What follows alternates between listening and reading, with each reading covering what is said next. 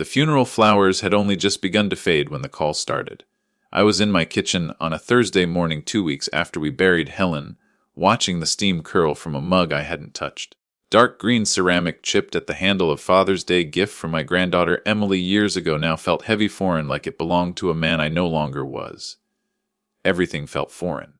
The house, my reflection in the hallway mirror, and even my voice when I answered the relentless phone calls from my children. Don't forget to subscribe to the channel and comment where you're watching from. Dad, we need to talk about the house. Mark's voice carried that restrained impatience I'd known since he was a teenager asking for money.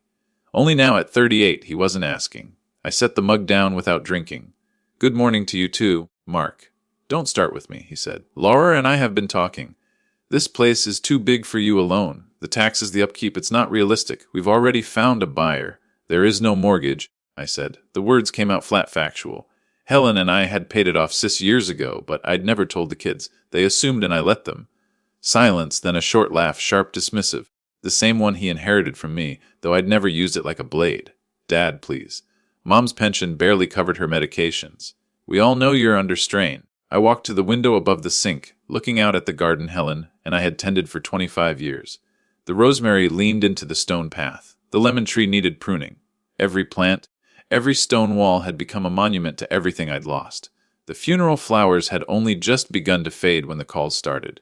I was in my kitchen on a Thursday morning, 2 weeks after we buried Helen, watching the steam curl from a mug I hadn't touched.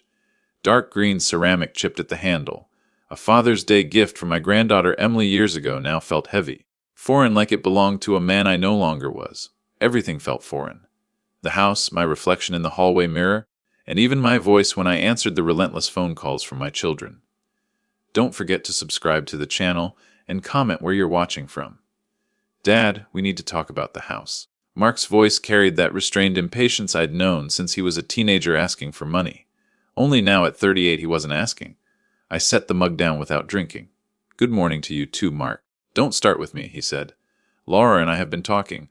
This place is too big for you alone. The taxes, the upkeep, it's not realistic. We've already found a buyer.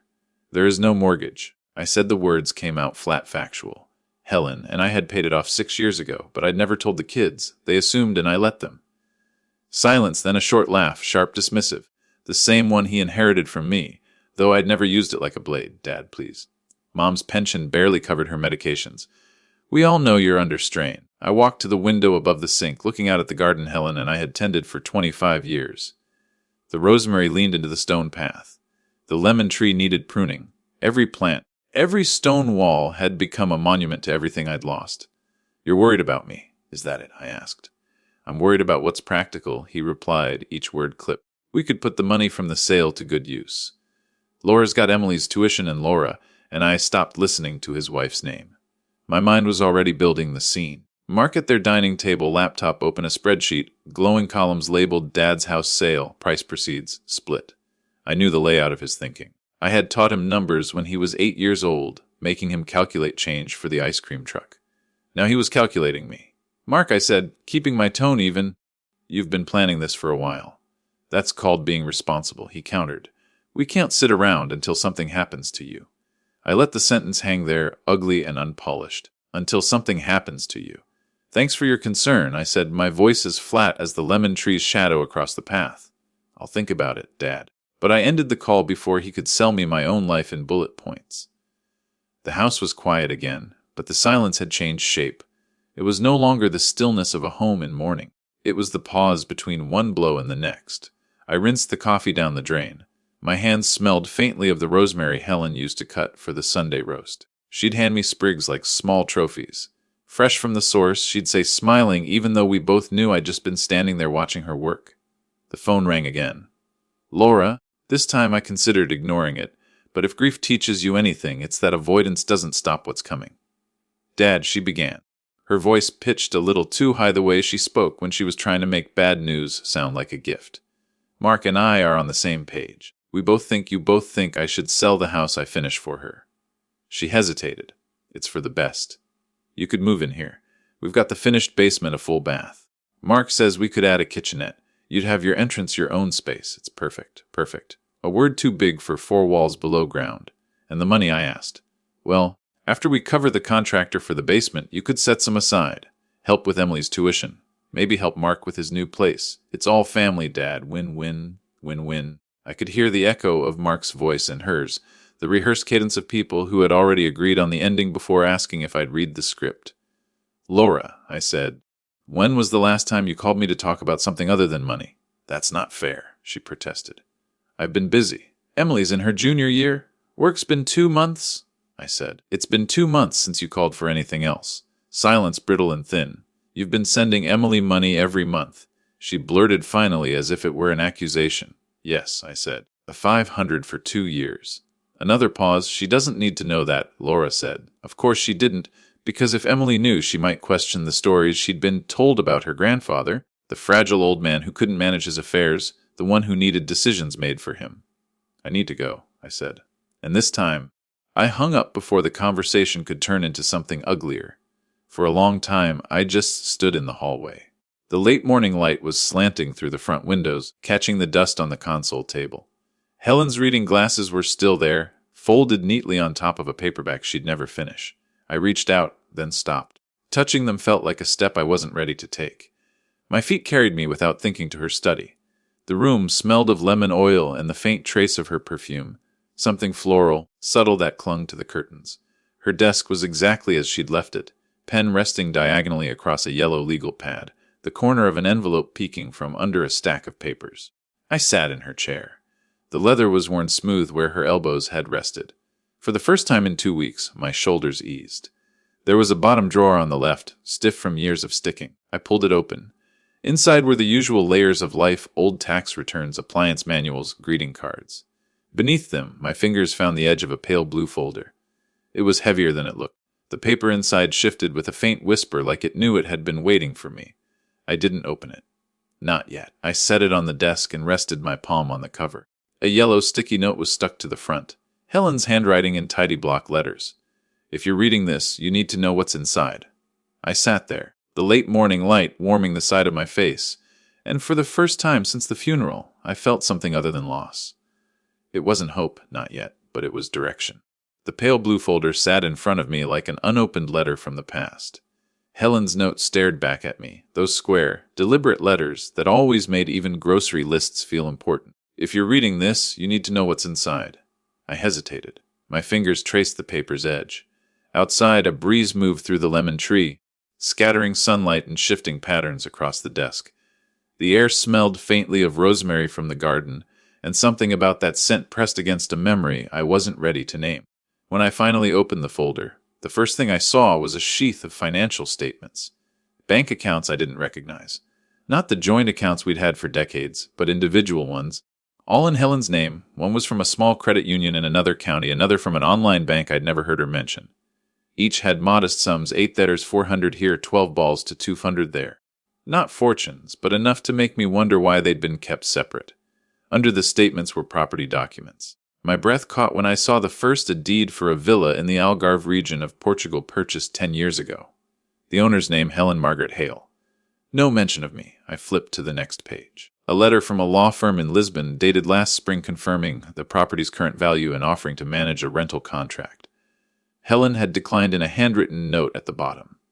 Not yet. Keep private. Private. The words sat there like a pebble in my shoe. There were more documents. Life insurance policies I'd never signed.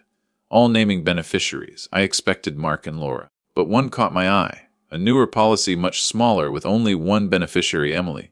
No mention of her parents. I leaned back in Helen's chair. The lemon-scented polish in the wood seemed stronger now, mixing with the metallic taste that had risen in my mouth. Helen had always been deliberate. She didn't forget things. If she'd kept this from me, it wasn't oversight. It was intent. I picked up a smaller envelope tucked into the back of the folder. Inside was a letter dated 2 years ago written in Helen's looping cursive. Richard, if you found this, I'm gone. And if I'm right, the calls have already started. They will circle you, not because they need you, but because they want what you've built. I've watched it for years.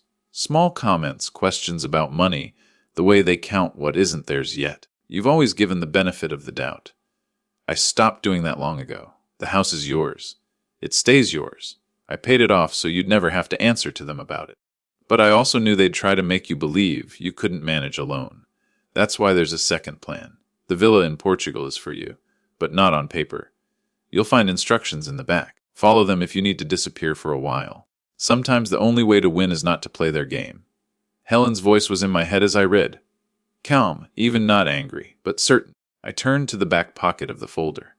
There was a typed page with contacts for the Lisbon law firm, a local caretaker named Anna, and a key taped to the paper. Next to the key was a note in Helen's hand. Trust Anna. She owes me her life. Long story. I let the paper fall onto the desk. My pulse was steady, but my mind was racing. For the rest of the afternoon, I moved through the house like a man walking in two timelines at once. Every object I passed the framed photo of Mark at his high school graduation. Laura's ceramic vase from college. Emily's crayon drawing of the garden now felt like evidence in a case I hadn't known I was building.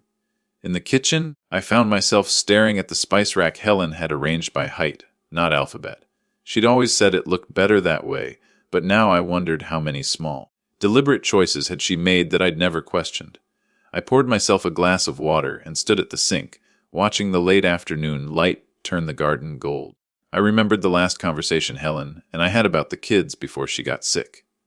They love you, I'd said, irritated that she'd been distant with Mark during his last visit. They love the version of me that helps them, she'd replied. The version that says yes. I dismissed it at the time as one of her darker moods. Now, it played back in my mind like a warning I'd ignored. That evening Mark called again. I didn't answer. He left a voicemail. Dad, just think about what I said. We can make this easy for you. Don't make it harder than it needs to be. Easy for him, maybe. Laura texted an hour later. We'll come by Saturday to talk. Bring Emily. It'll be good to see you. The phrasing wasn't lost on me. Bring Emily. Like I was the guest, not the host. I put the phone face down and went back to Helen's study. The folder was still on the desk. I opened it again, this time studying the insurance policy naming Emily. The date was from last year, well after Helen's diagnosis. She'd made a choice. As the night settled over the house, I turned on the lamp in the study. The warm pool of light caught on the edge of a photograph tucked in the back of the folder. It was of Helen and Emily in the garden, both wearing straw hats, their hands dirty from planting herbs. Helen's arm was around Emily, her smile wide and unguarded. On the back, Helen had written, "Teach her how to keep what matters." I sat with that photograph for a long time. The room was silent, except for the ticking of the old clock on the wall, the one Helen insisted we keep, even when it ran slow. I thought about calling Emily, telling her everything. But Helen's note said, if you need to disappear, not if you need to explain. This wasn't the time to show my cards. Not yet. Near midnight, I locked the study door for the first time in years. The folder went into the bottom drawer of my desk, not Helen's. The key to the villa went into the small safe behind the bookcase, the one no one but Helen and I knew existed. I stood there for a moment, hand resting on the shelf, listening to the quiet house. Somewhere in the darkness, I could almost hear Helen's voice. You don't have to fight the way they expect. The next morning, I woke before dawn. I made coffee, drank it this time, and sat at the kitchen table with a pad of paper. I wrote 2 columns, what they know and what they don't. The first list was short. The second was longer than I expected. When the sun finally broke over the garden, I looked at the lemon tree and thought about Portugal, about Anna, whoever she was, about disappearing, not out of fear, but on my terms. For the first time since Helen's funeral, I felt something sharp under the grief. Not anger exactly, but resolve. They thought I was an old man standing on the edge of a cliff waiting to be pushed. They had no idea I'd already built a bridge. Saturday came with a pale winter sun, thin and reluctant, the kind of light that makes everything look like it's holding back. I'd been up since 6:00, walking the garden paths in my coat, feeling the crunch of frost under my boots. By 8, I'd pruned the rosemary, swept the stone steps, and put the kettle on. It wasn't about tidying for them. It was about reclaiming my rhythm before they arrived. At 9:17, the sound of tires on gravel reached me from the drive. I stayed at the kitchen window long enough to see Mark's black SUV, ease in the paint so polished it caught the morning light like a blade. Laura sat in the passenger seat, phone already in hand. Emily was in the back, forehead pressed to the glass. I opened the door before they could knock. "Morning," I said, keeping my voice even. Emily smiled and ran up the steps first. "He? Grandpa." She wrapped her arms around my waist. Her hair smelled faintly of the strawberry shampoo Helen used to buy for her. "Hey, kiddo," I said, holding her a moment longer than I needed to. "Come on in. It's warmer inside." Mark and Laura followed, bringing with them the scent of expensive perfume and cold air. Mark didn't take off his sunglasses until we were in the kitchen, he said, glancing around. Place looks neat. I poured tea into the heavy mugs Helen liked to use for guests. I had time. Laura's eyes swept over the counters, the cabinets, the framed photo of Helen and me on our 25th anniversary. She smiled, but it didn't reach her eyes. We thought it'd be good to see you, Dad, and talk. I gestured toward the table. Talk then. They sat across from me side by side like a united front. Emily wandered off to the living room, flipping through a stack of children's books. I could hear the faint sound of pages turning. Mark cleared his throat. Look, Dad, we don't want to drag this out. We found a buyer. Solid offer. More than the place is worth, honestly. It's a chance for you to downsize and not worry about taxes or maintenance. I stirred my tea slowly, letting the spoon ring against the ceramic. I told you there's no mortgage. Taxes are manageable. That's not the point, Laura said, leaning forward. It's about practicality. You don't need all this space. You're alone here. I looked from one to the other. Practicality for me or you. Mark's jaw tightened. You think we're doing this for ourselves? I think you should answer the question, I said. Silence stretched, only broken by the sound of Emily laughing at something in her book. In moments like this, Helen's voice came back to me. You don't have to fight the way they expect. So, I didn't argue. I let the silence do the work. People tend to fill it, and Mark was no exception. It's just we have plans. The offer would let you move somewhere comfortable, maybe near us, and it would free up. He stopped himself, but I knew where he'd been headed. Free up the capital. Laura picked it up. We could help with finding a condo, something manageable, close to Emily. I took a slow sip of tea. What if I'm comfortable here? That's not sustainable, Mark said, sharper now. I set my cup down, letting the sound land like a gavel. Do you remember the summer you were 12, Mark? The roof leaked over the east bedroom. I spent 2 weeks fixing it. You and I went up there together. You learned how to lay shingles. Mark frowned. What does that have to do with anything? Everything, I said. Because this house isn't just space, it's work. Work I'm still capable of doing. Laura rolled her eyes just slightly. Dad, you're almost 70, you shouldn't have to. And yet I said I can. I didn't tell them about the folder on my desk. About Portugal. About Helen's letter. That was for later. Emily wandered back in, then holding a drawing she'd made with colored pencils. I drew your garden, she said, handing it to me. I studied it. Bright green rosemary bushes, a yellow lemon tree, and a small blue house in the corner. Helen's study, Emily had even drawn the curtains. It's perfect, I said, smiling. You remember the color of Grandma's curtains? Emily grinned. Of course. Grandma told me to always draw what's true. Mark shifted in his chair. Why don't you go play in the den? She skipped off. When she was gone, I leaned back. Here's the thing. Helen wanted me here in this house. She made sure I could stay. Paid it off years ago. Laura blinked. Paid it off. I nodded. 6 years ago. Quietly, because she didn't want mounded about it. Mark's mouth pressed into a thin line. Why didn't you say that before? Didn't think I needed to, I said. It was a small drop of truth, just enough to shift the ground under them without revealing how deep the foundation went.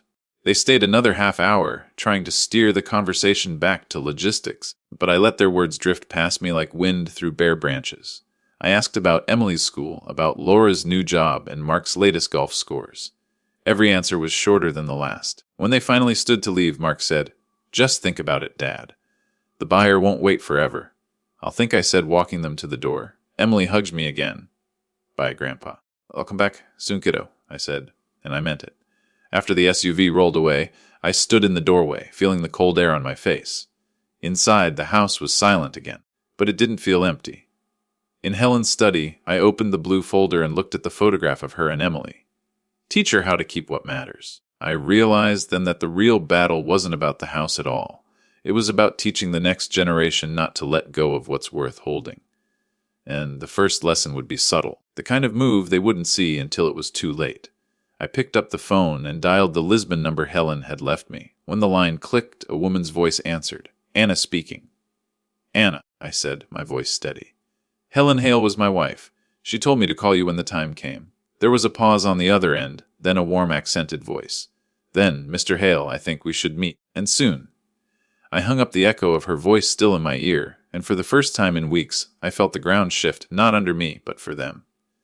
They thought they were setting the terms, but the board had just been reset. Anna's voice lingered in my ear long after we hung up, like the warmth that remains in a room after someone kind has just left it. I stood at the kitchen window, the phone face down on the sill, and watched the rosemary shiver in a breeze I couldn't feel.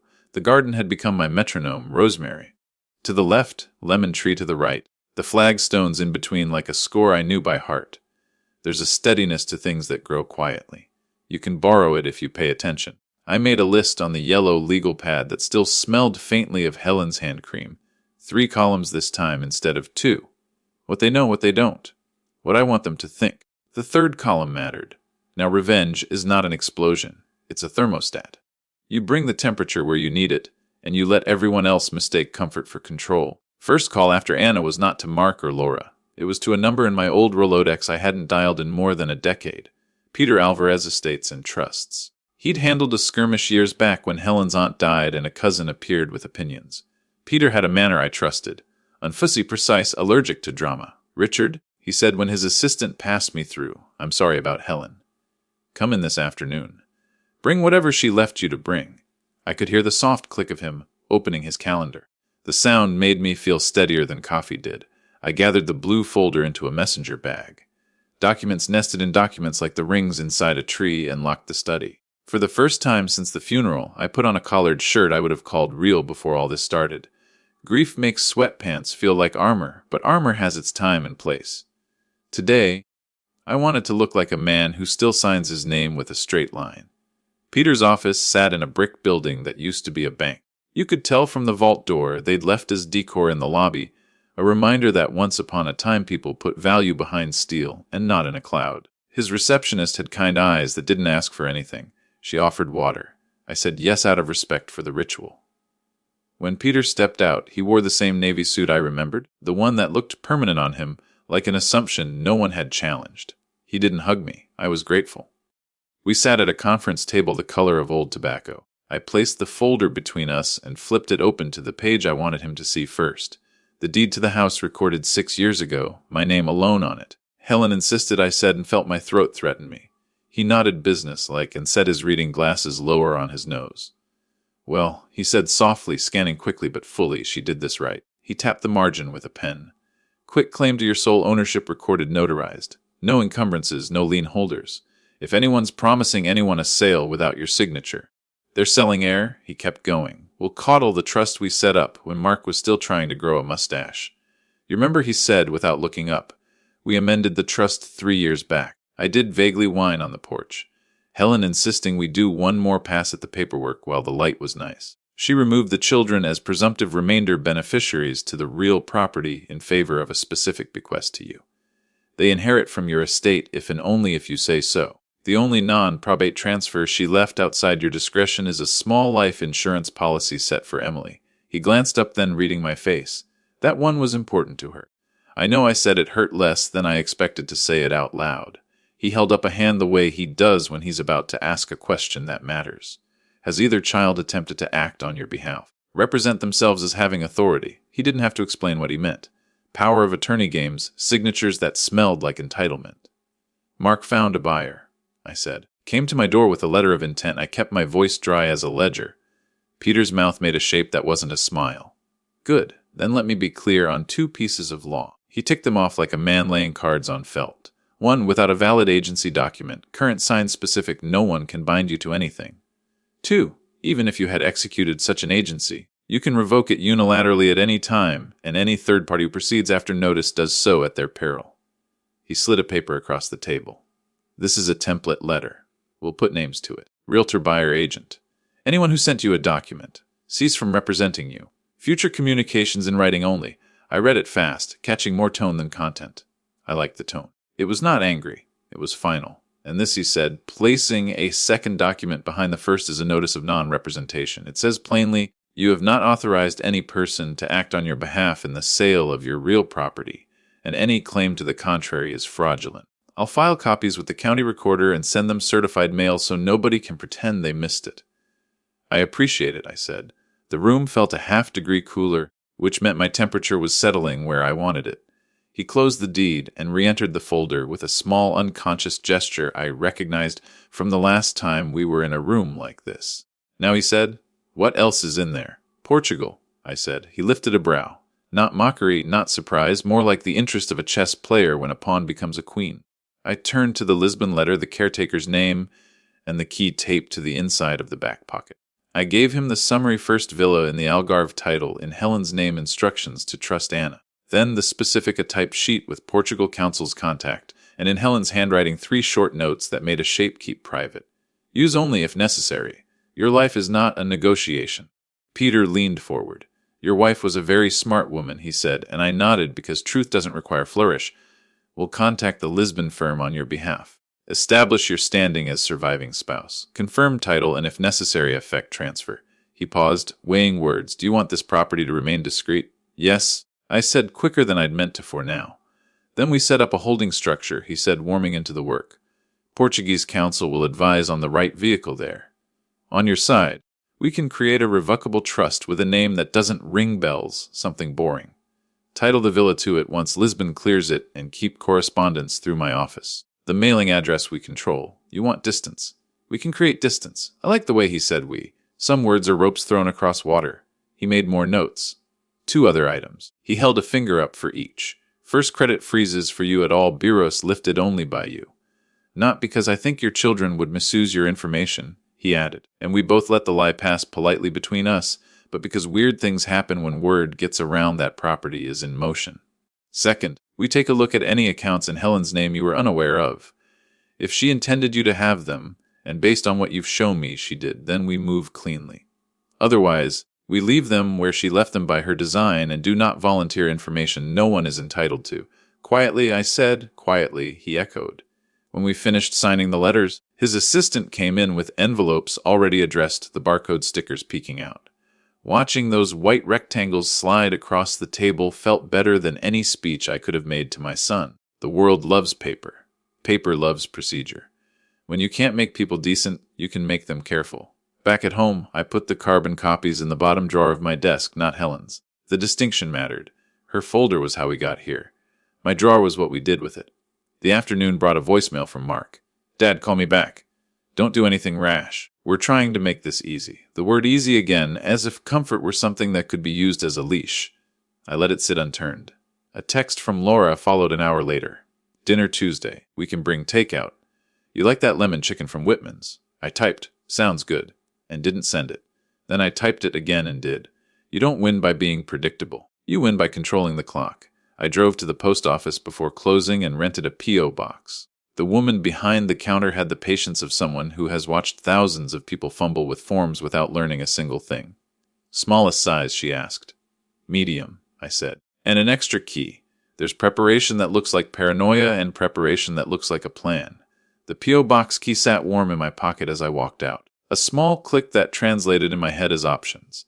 On the way home, I stopped by the cemetery. I hadn't been back since we put Helen in the ground. It hadn't felt like a place I could get anything done, but there are conversations you cannot have anywhere else. I parked under the gnarled maple and carried nothing with me. Her name on the stone still surprised me in the way a mirror does in bad lighting. I stood there in my good shirt and said nothing for a long time, letting the wind move in the field of flags beside the veterans section like a low applause for people who showed up. When I did speak, it wasn't eloquent. They think I'm soft, I said. They think grief makes me malleable. The air didn't answer, but the ground felt steady, and that was enough. You did most of the hard part. I added softer. Now I'll do the rest. On Monday morning, the certified mail receipts started hitting my tracking app one by one. Broker, buyer's agent, county recorder. A domino line of green check marks that had nothing poetic about them and still felt like poetry.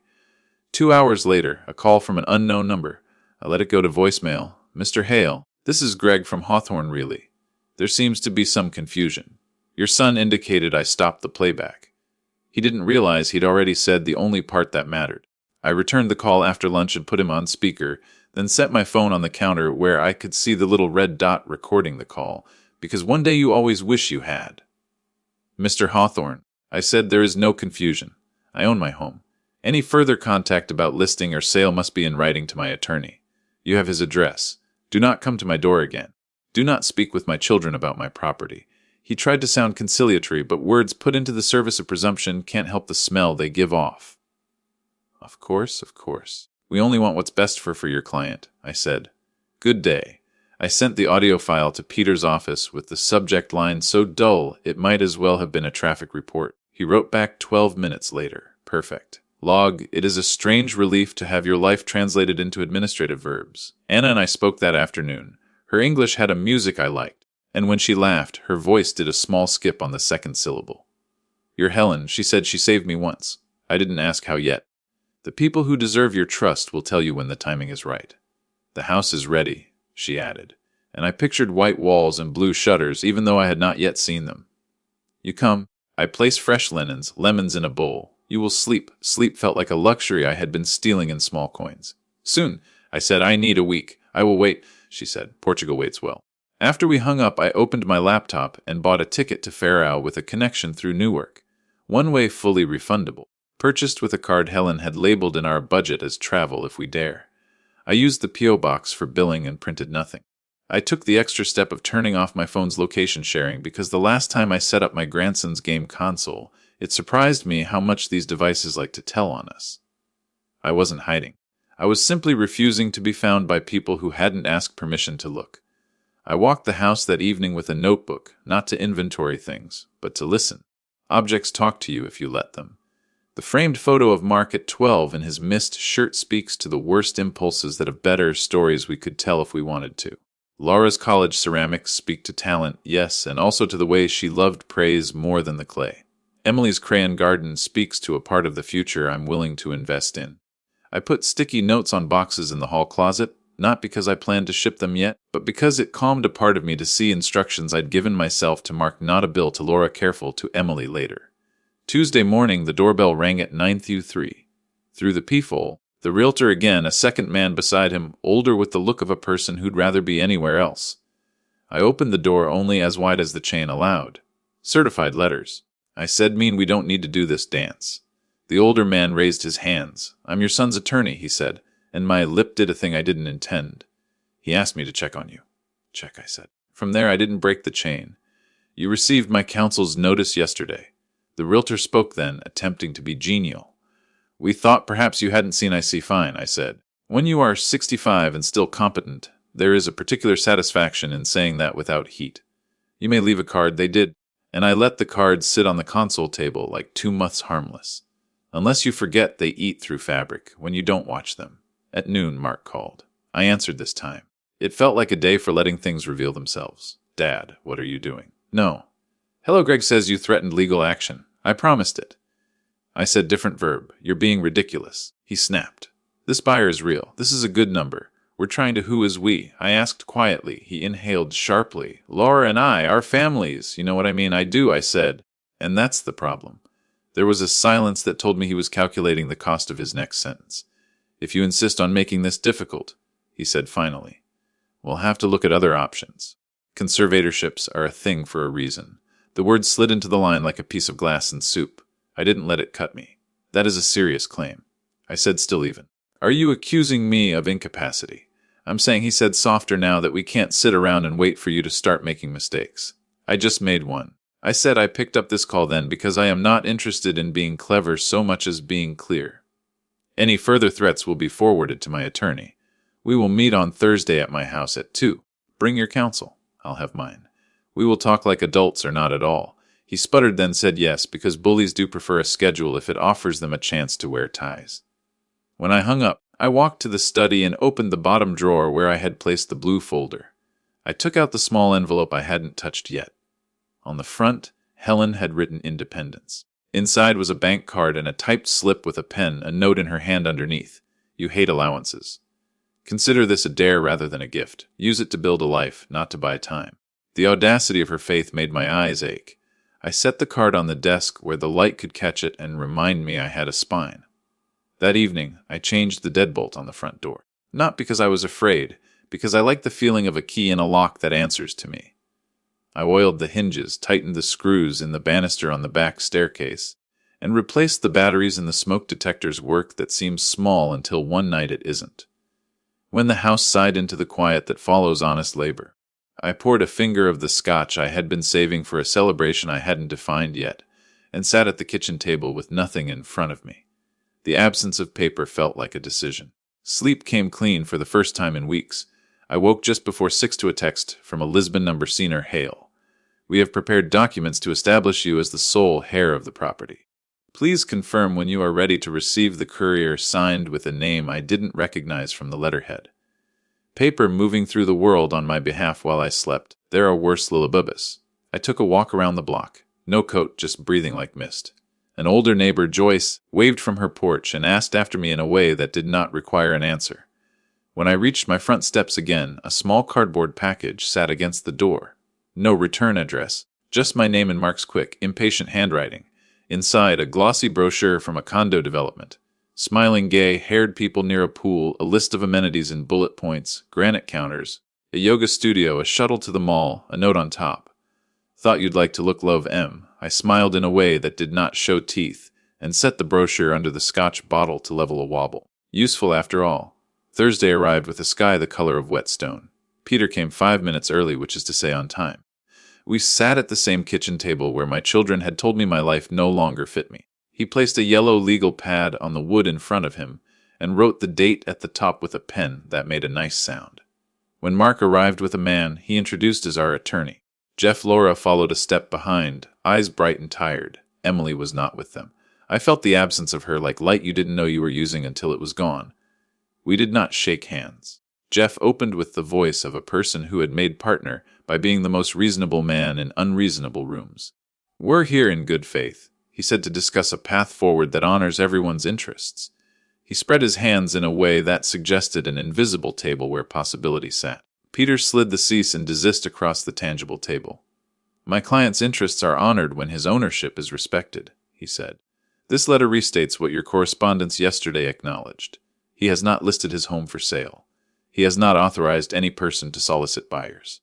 Any further effort to do so will constitute tortious interference, and you will be named. Mark's jaw worked, but he didn't speak yet. Laura tried for a smile that felt like an attempt. Dad, we're just trying to think long-term. Me too, I said. And I started thinking long-term before you learned to drive. She flushed. Mark couldn't stop himself anymore. Look, he said, leaning forward, palms on the table. You keep the house if that's what you want, but you can't expect us to carry the rest of Carrie, I said gently. What are you carrying? He looked surprised at his words. The burden, he said, smaller. The burden of my life, I asked, still gentle. The burden of my bills, which you don't pay for. The burden of my choices, which you don't make.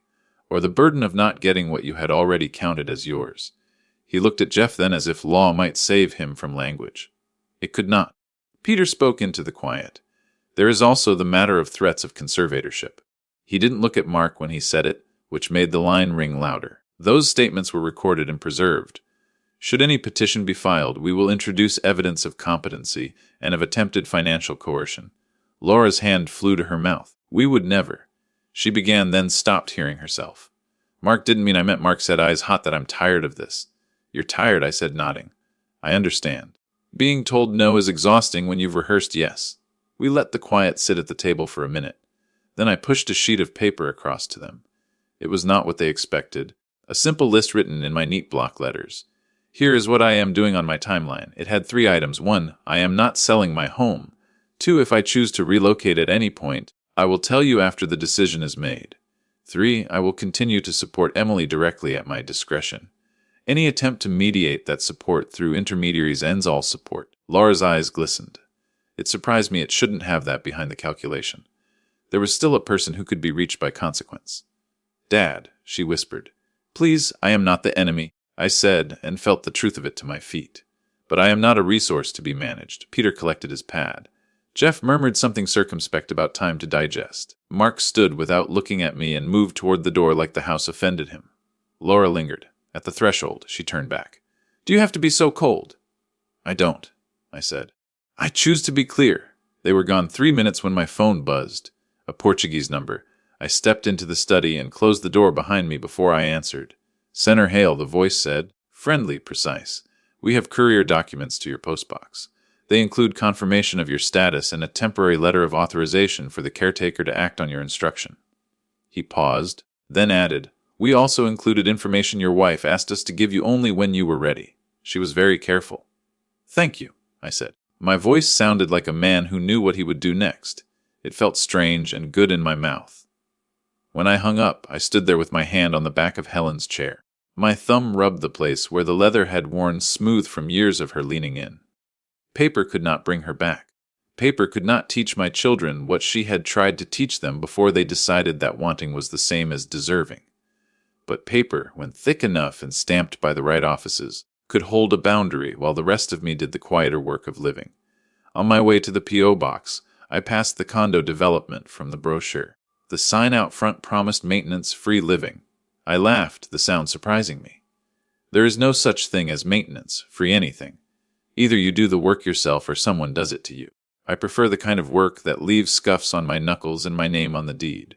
The post office smelled like cut paper and patience. My key turned smoothly. Inside my box, a yellow slip-weighted clerk for package. The woman with the kind eyes handed me a flat envelope heavy enough to change a day. Back in my truck, I slid it open with my thumbnail. Stamps from Lisbon winked up at me. I lifted the first document, confirmation in black ink, that a small house with white walls and blue shutters across the Atlantic was in the eyes of two governments mine to decide upon. Underneath the letter for Anna, her name in print, crisp as certainty. And at the bottom, a note in Helen's hand, a copy of a copy still sure despite the generations of paper between us. If you're holding this, you are not lost. You are choosing. I put the envelope on the passenger seat where she used to ride and drove home slower than usual, as if speed might shake something loose I wanted to keep. In the driveway, I killed the engine and sat a moment. The house looked back at me, old, honest, a place that asked for work and paid in dignity. I thought about Portugal lemons in a bowl, a terrace where the wind carried the sea. I thought about Emily's drawing and Mark's jaw and Laura's eyes. Then, because a plan is only as good as the step you take next, I picked up my phone and opened a new message to Anna. Arriving soon. Please prepare the house as you would for Helen. I hit send. A second later, as you wish, center. I will set out fresh linens and cut lemons. We will wait for you. Some victories are loud. Mine would not be. Mine would sound like paper sliding into files, like keys turning in locks, like footsteps on flagstone at dawn. Mine would look like a man in a good shirt, standing on his porch with a package under his arm and no intention of asking permission to live in his own life. I carried the Lisbon envelope inside and set it next to the blue folder on the desk. The two together made a shape I recognized, past and future stacked, neatly present in between. I rested my hand on both and let the house be quiet around me. It was the kind of quiet that isn't empty. It was the kind that waits for the next act. The Lisbon envelope stayed on Helen's desk overnight like a quiet lighthouse paper as a kind of light. I didn't open it again before bed. I didn't need to. Knowing it existed changed the way the house sounded when I moved through it. Floorboards that had creaked like complaints now felt like conversations. The furnace kicking on didn't feel like age. It felt like loyalty. A strange thing happens when you stop waiting to be told who you are. The objects that have always been with you finally answer back. Morning brought a sky the color of dishwater and the kind of cold that makes coffee taste like a decision. I drank mine standing at the sink. The rosemary was still trimmed the way I'd left it. The lemon tree looked somehow less like an accusation and more like a task. Helen used to say, "A life is built from the tasks you stop resenting." I rinsed the mug, set it upside down on the drying rack, and took a legal pad to the kitchen table. This time, the columns were labeled more plainly: what goes, what stays, what travels. What goes ended up looking like a family portrait drawn by a court reporter's shoes from a decade when Mark thought Italian leather could do what consistency couldn't. The butcher block knife set Laura borrowed for a Thanksgiving that kept expanding to include everyone except the people who cooked. Boxes of trophies, ribbons, plaques. The small currencies of childhood we hang on to because the adult currencies turned out to be less certain than advertised. What stayed was blessedly short. The table where the kids' heights were ticked into the wood. The books with Helen's marginalia like small trails through a forest. The piano she never learned to play but loved to polish. What travels was the least complicated list I'd made since all this began.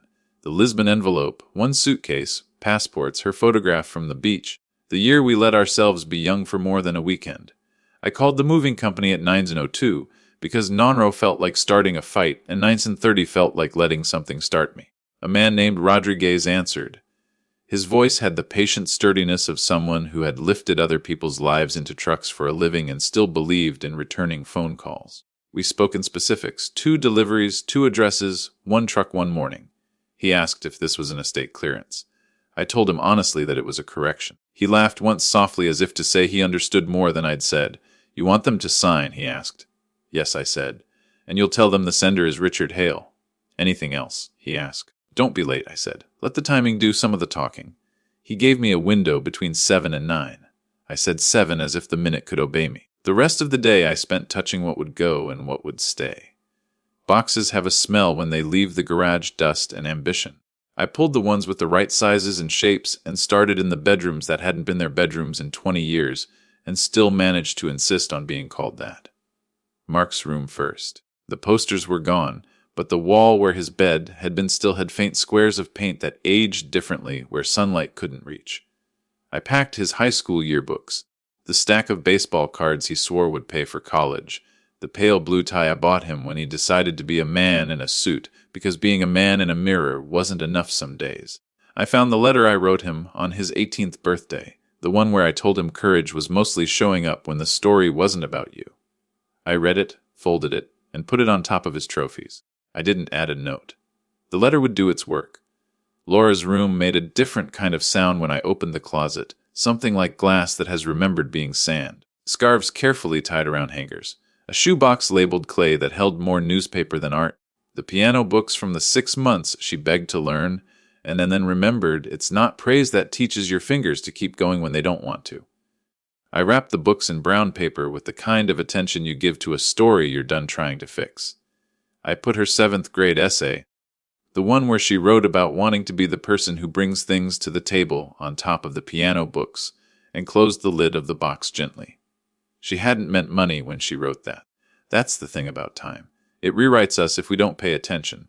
In the hallway closet, I found the box with Emily's Christmas ornaments, the glitter-crusted cardboard star she insisted we keep, even when glitter found its way into everything, even the butter dish. Those didn't go into any shipment. Those went on the what travels list because there are some things you don't surrender to a lesson. The house changed as the boxes filled, not empty or clearer. There is a mercy in choosing what is yours to carry and what is your job to set down. At noon, I drove to the hardware store for packing tape Sharpies and the particular screws that fit the back plate of the latch on the side door. On my way out, an end-cap display of inexpensive safes caught my eye. Little black boxes with codes on their faces, the kind of thing that promises more than it can deliver and still proves useful in a pinch. I bought one, not for jewelry or cash, for copies.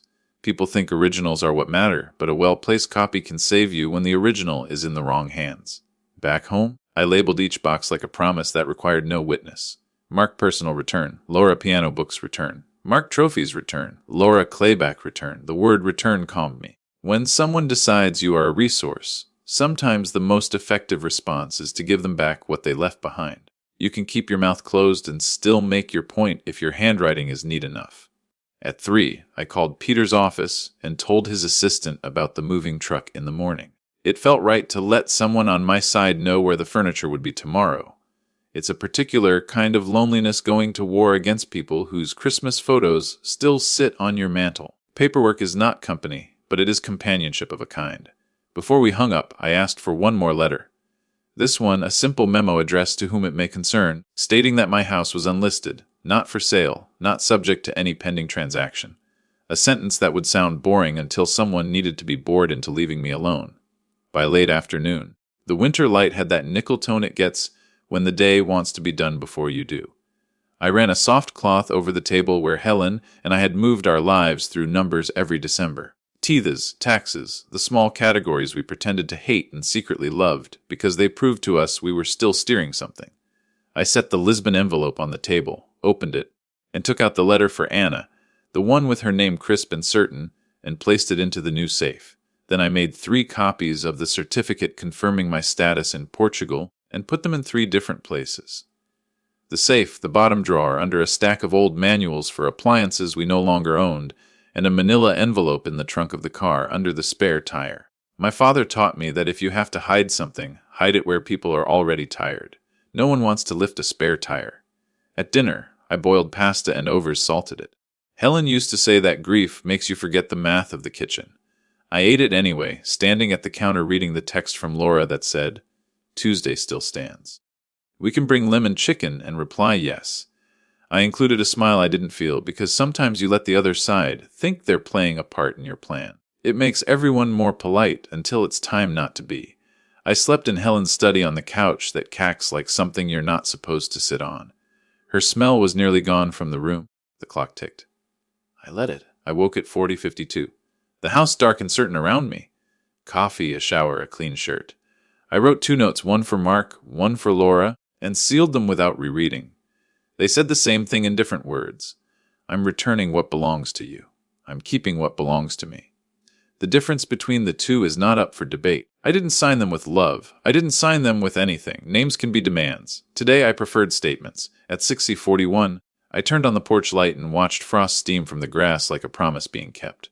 At 60:57, the truck turned onto my street, a white cab, a rectangle of a trailer that made a rectangle of a morning.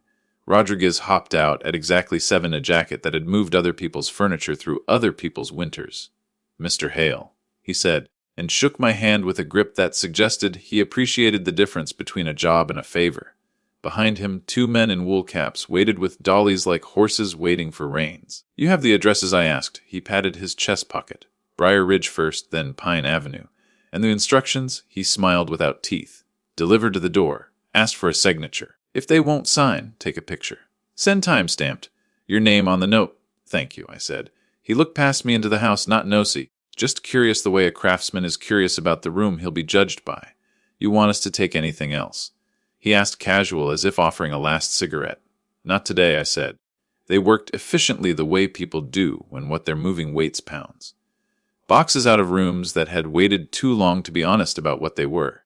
The piano bench, Laura's name scrolled on the bottom from the day we let her make everything hers to encourage her to keep trying. Mark's leather jacket from 1999 wrapped in tissue that should have been humility and wasn't. The trophies, the tie. The shoebox was more newspaper than clay. I watched without hovering. A man who watches too closely makes other men rush. A man who pretends not to care invites something to be dropped. I stood where I could see everything without appearing to see everything, which is a skill fathers learn when they're tired of being told their eyes are controlling. At 731, Rodriguez asked for the first signature from me, a receipt confirming the boxes the way a courtroom confirms a sentence. I signed and printed my name and added the addresses next to them in a neat hand. The paper made a satisfying drag under my pen. Some mornings give you that much. When the truck doors were closed, Rodriguez touched the brim of his cap in a gesture that belonged to another decade and made this one feel less cheap. "We'll be careful," he said. "We'll be respectful." "Respect is a good word," I said. "It costs less than people think and buys more." He nodded. He looked like he wanted to say something else and decided against it.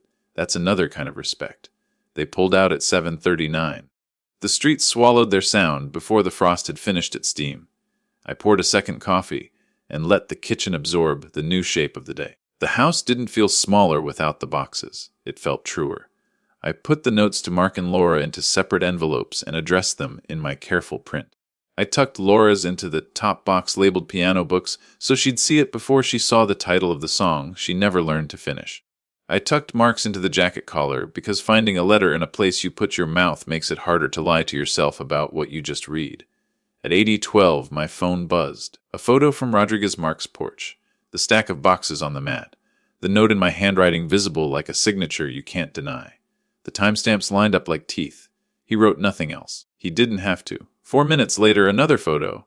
Laura stooped the piano bench with the box on top. Her storm door's reflection catching a woman's silhouette shaped like a decision she wasn't ready to make. The caption has a single check mark. I set the phone face down and let the thought land. This is what it looks like when you give people exactly what they ask for, and they discover that wanting is not the same as deserving. I cleaned the counter where the boxes had rested. Streaks where cardboard had learned the shape of our house, and put the Lisbon envelope back into the safe, turned the dial, and listened for the click that told me the tumblers respected the numbers I'd given them. At 8:33, the doorbell rang. I knew the height of the knock before I looked through the peephole. Mark's knuckles make a sound like someone testing a wall. I left the chain on, opened the door the width of a father's patience, and met eyes I'd watched blink open the day he was born. "What is this?" he demanded and held up his phone with the picture of his steps as if it were a verdict and not a photograph. "That I said is your life being returned to you." He barked a laugh. "So you think you're clever?" "Not particularly," I said, "but I'm awake." He put his hand on the door as if pressure could change hinges. "Open this," he said. I did. I said and didn't. "You had my childhood things delivered to my house. You think this is what this is, petty dad?" "I think it's accurate," I said. "Things that belong to you should be at your house." He cursed softly the way men do when they're not ready to be the man they think they are. This is insane. Insane would be signing a paper I didn't read because my son told me reading was a waste of time, I said evenly. Insane would be moving into a basement because the adults at a dinner I wasn't invited to decided I was a risk factor that could be mitigated with a kitchenette. His jaw clicked. I could see the argument he'd rehearsed this morning go off its rails. He regrouped, pulled out a paper, the letter of intent folded and unfolded enough to look tired. He pushed it through the gap so that it bent against the chain. This is a good offer. You're being stubborn to prove a point. There are points worth proving, I said. What? That you can't be told what's best for you. Congratulations. Message received. His mouth made a line I recognized from every game he lost when he was 7. Do you realize how selfish this is? Selfish. I repeated. Not because I needed clarity, but because sometimes the echo of a word shames it into being honest. We're trying to help you, he said louder now volume. Always the last tool of a man who has run out of others. Laura and I had a buyer lined up before I finished my coffee. I said, yes, I noticed. He took a breath that tried to be a reset. Where are you going? Inside, I said. You can call me at 2. I'll be available until 3. Dad, 2 to 3, I repeated and closed the door in a way that didn't slam. The chain fell back against the jamb with a small sound that felt like a punctuation mark. He stood on the porch for the length of a pride, then left. His tires made a statement against the pavement that the street ignored. When his car turned the corner, the house relaxed in a way houses do when the person breathing on them has stopped trying to make them smaller. At 9:05, Laura called. I answered. Dad, she said, and the word cracked. What are you doing returning? What belongs to you? I said. They're just boxes, she said, but she had never been able to say just without swallowing glass. They're reminders, I said, and you don't have to keep them. You can throw them away. That's part of the lesson, too. Please don't be cruel, she said. I'm not, I said, and knew it was true. I'm being economical. She was quiet long enough to make me think she'd hung up. Then Emily saw them. She asked me why her piano books were on the porch. What should I tell her that they're hers? I said, and that learning to finish something is sometimes slower than wanting to. That's not fair, she said. And there it was again, the word people use when an outcome refuses to match their intention. Fairness, I said, is a longer conversation than we have today.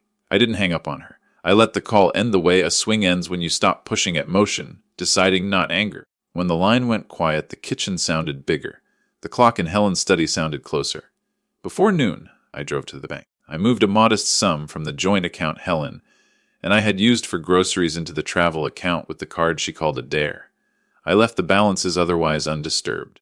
There's a wisdom in not making the numbers dance just because you've learned a new step. I stood in line behind a man depositing cash with his hat in his hand, and in front of a woman arguing with a teller about a fee she had probably agreed to and never read. The bank smelled like old carpet and counterfeit pens. I signed where the clerk told me to sign and left with my copy, which mattered to no one but me and therefore mattered the most. On the way home, I stopped at the post office to check the box. Inside a smaller envelope from Lisbon with my name in the kind of ink that doesn't smear, I didn't open it in the parking lot. Not everything needs to be eaten hot. I slid it into the glove compartment with the manual for a car I no longer trust to tell me the truth about its oil light. At home, I put the envelope next to its older brother on the desk and stood with my hands on either side of the wood palms, flat fingers spread like a man measuring something he intends to build. The plan had shifted from paper to physical. The boxes had moved. People had been forced to carry parts of themselves they had assumed I would keep holding. The next pieces would be quieter airline confirmations tucked where they couldn't be found by anyone looking for me on a shared family plan. Utilities scheduled for a future that did not require me to announce a forwarding address. Keys duplicated not because I am worried about being locked out, but because being locked in is a different kind of trap I have no intention of entertaining. At 1:59, the phone rang. Mark on time because even pride respects an appointment if it thinks it might get something out of it. 2 to 3, I said. He exhaled through his teeth. You've made your point. Not yet, I said. But I'm on schedule? What do you want? He asked. And finally, it was a question. I want to live in my house until I choose not to, I said. I want you to stop treating my no as a phase. I want your realtor to stop treating my address like a line item. I want you to learn the difference between help and control. He let the silence do a little work then. And if I can't, you will. I said because the alternative is smaller than even you want it to be. What does that mean? Suspicion is just fear in business casual. It means courts. I said it means transcripts. It means recordings that sound worse in a courtroom than they did on my kitchen speaker. It means a judge asking you why you threatened conservatorship for a man who can quote his mortgage payoff date and the interest rate of his annuity from memory.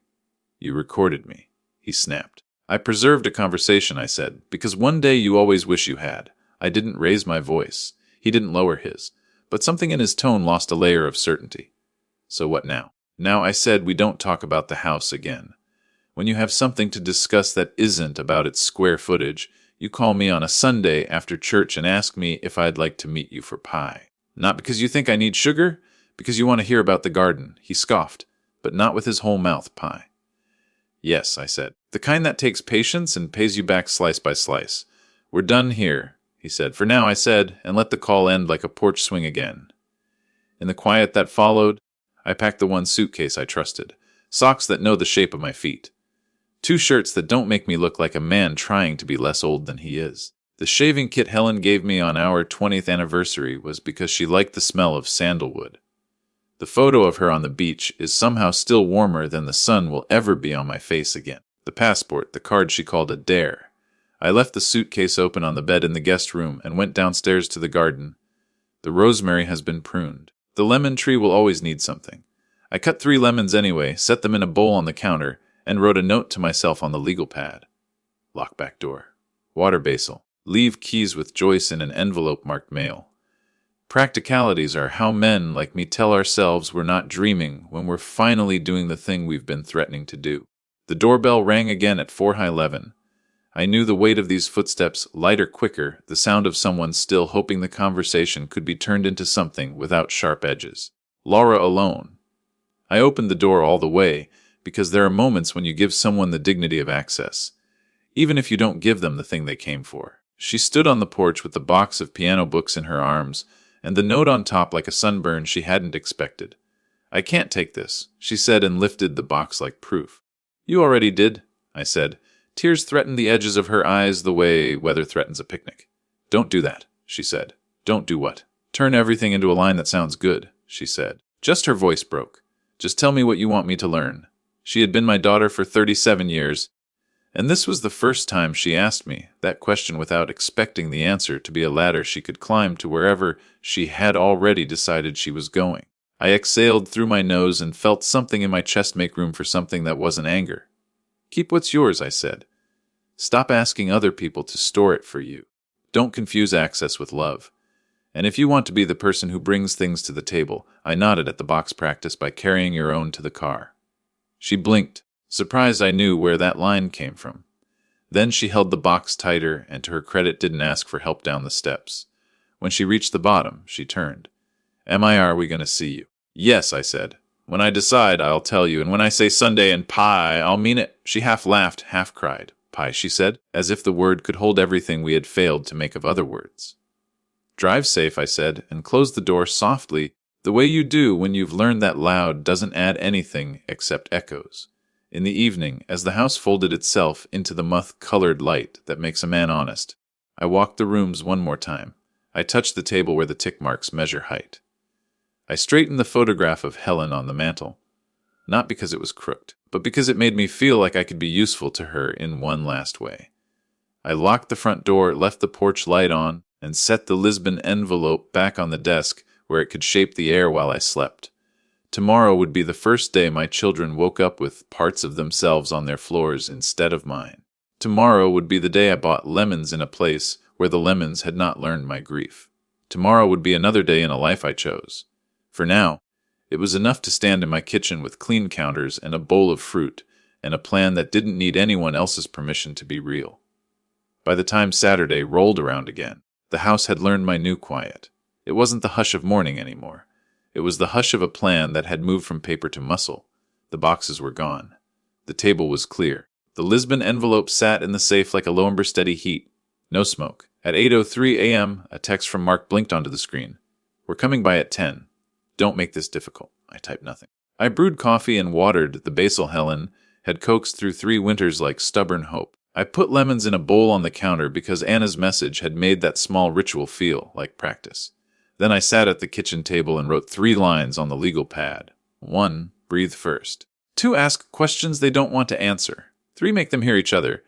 The trick with family isn't volume, it's acoustics. At 9:59, I heard the familiar impatience of tires on gravel. Mark's SUV carries its weather with it. I opened the door before they could knock. He came in first, shoulders pitched forward, jaw set tight. Laura followed, cheeks pink from the cold lips pressed like she was holding something and that might break her teeth if it got out. No. Emily, the absence felt like a draft. Morning, I said.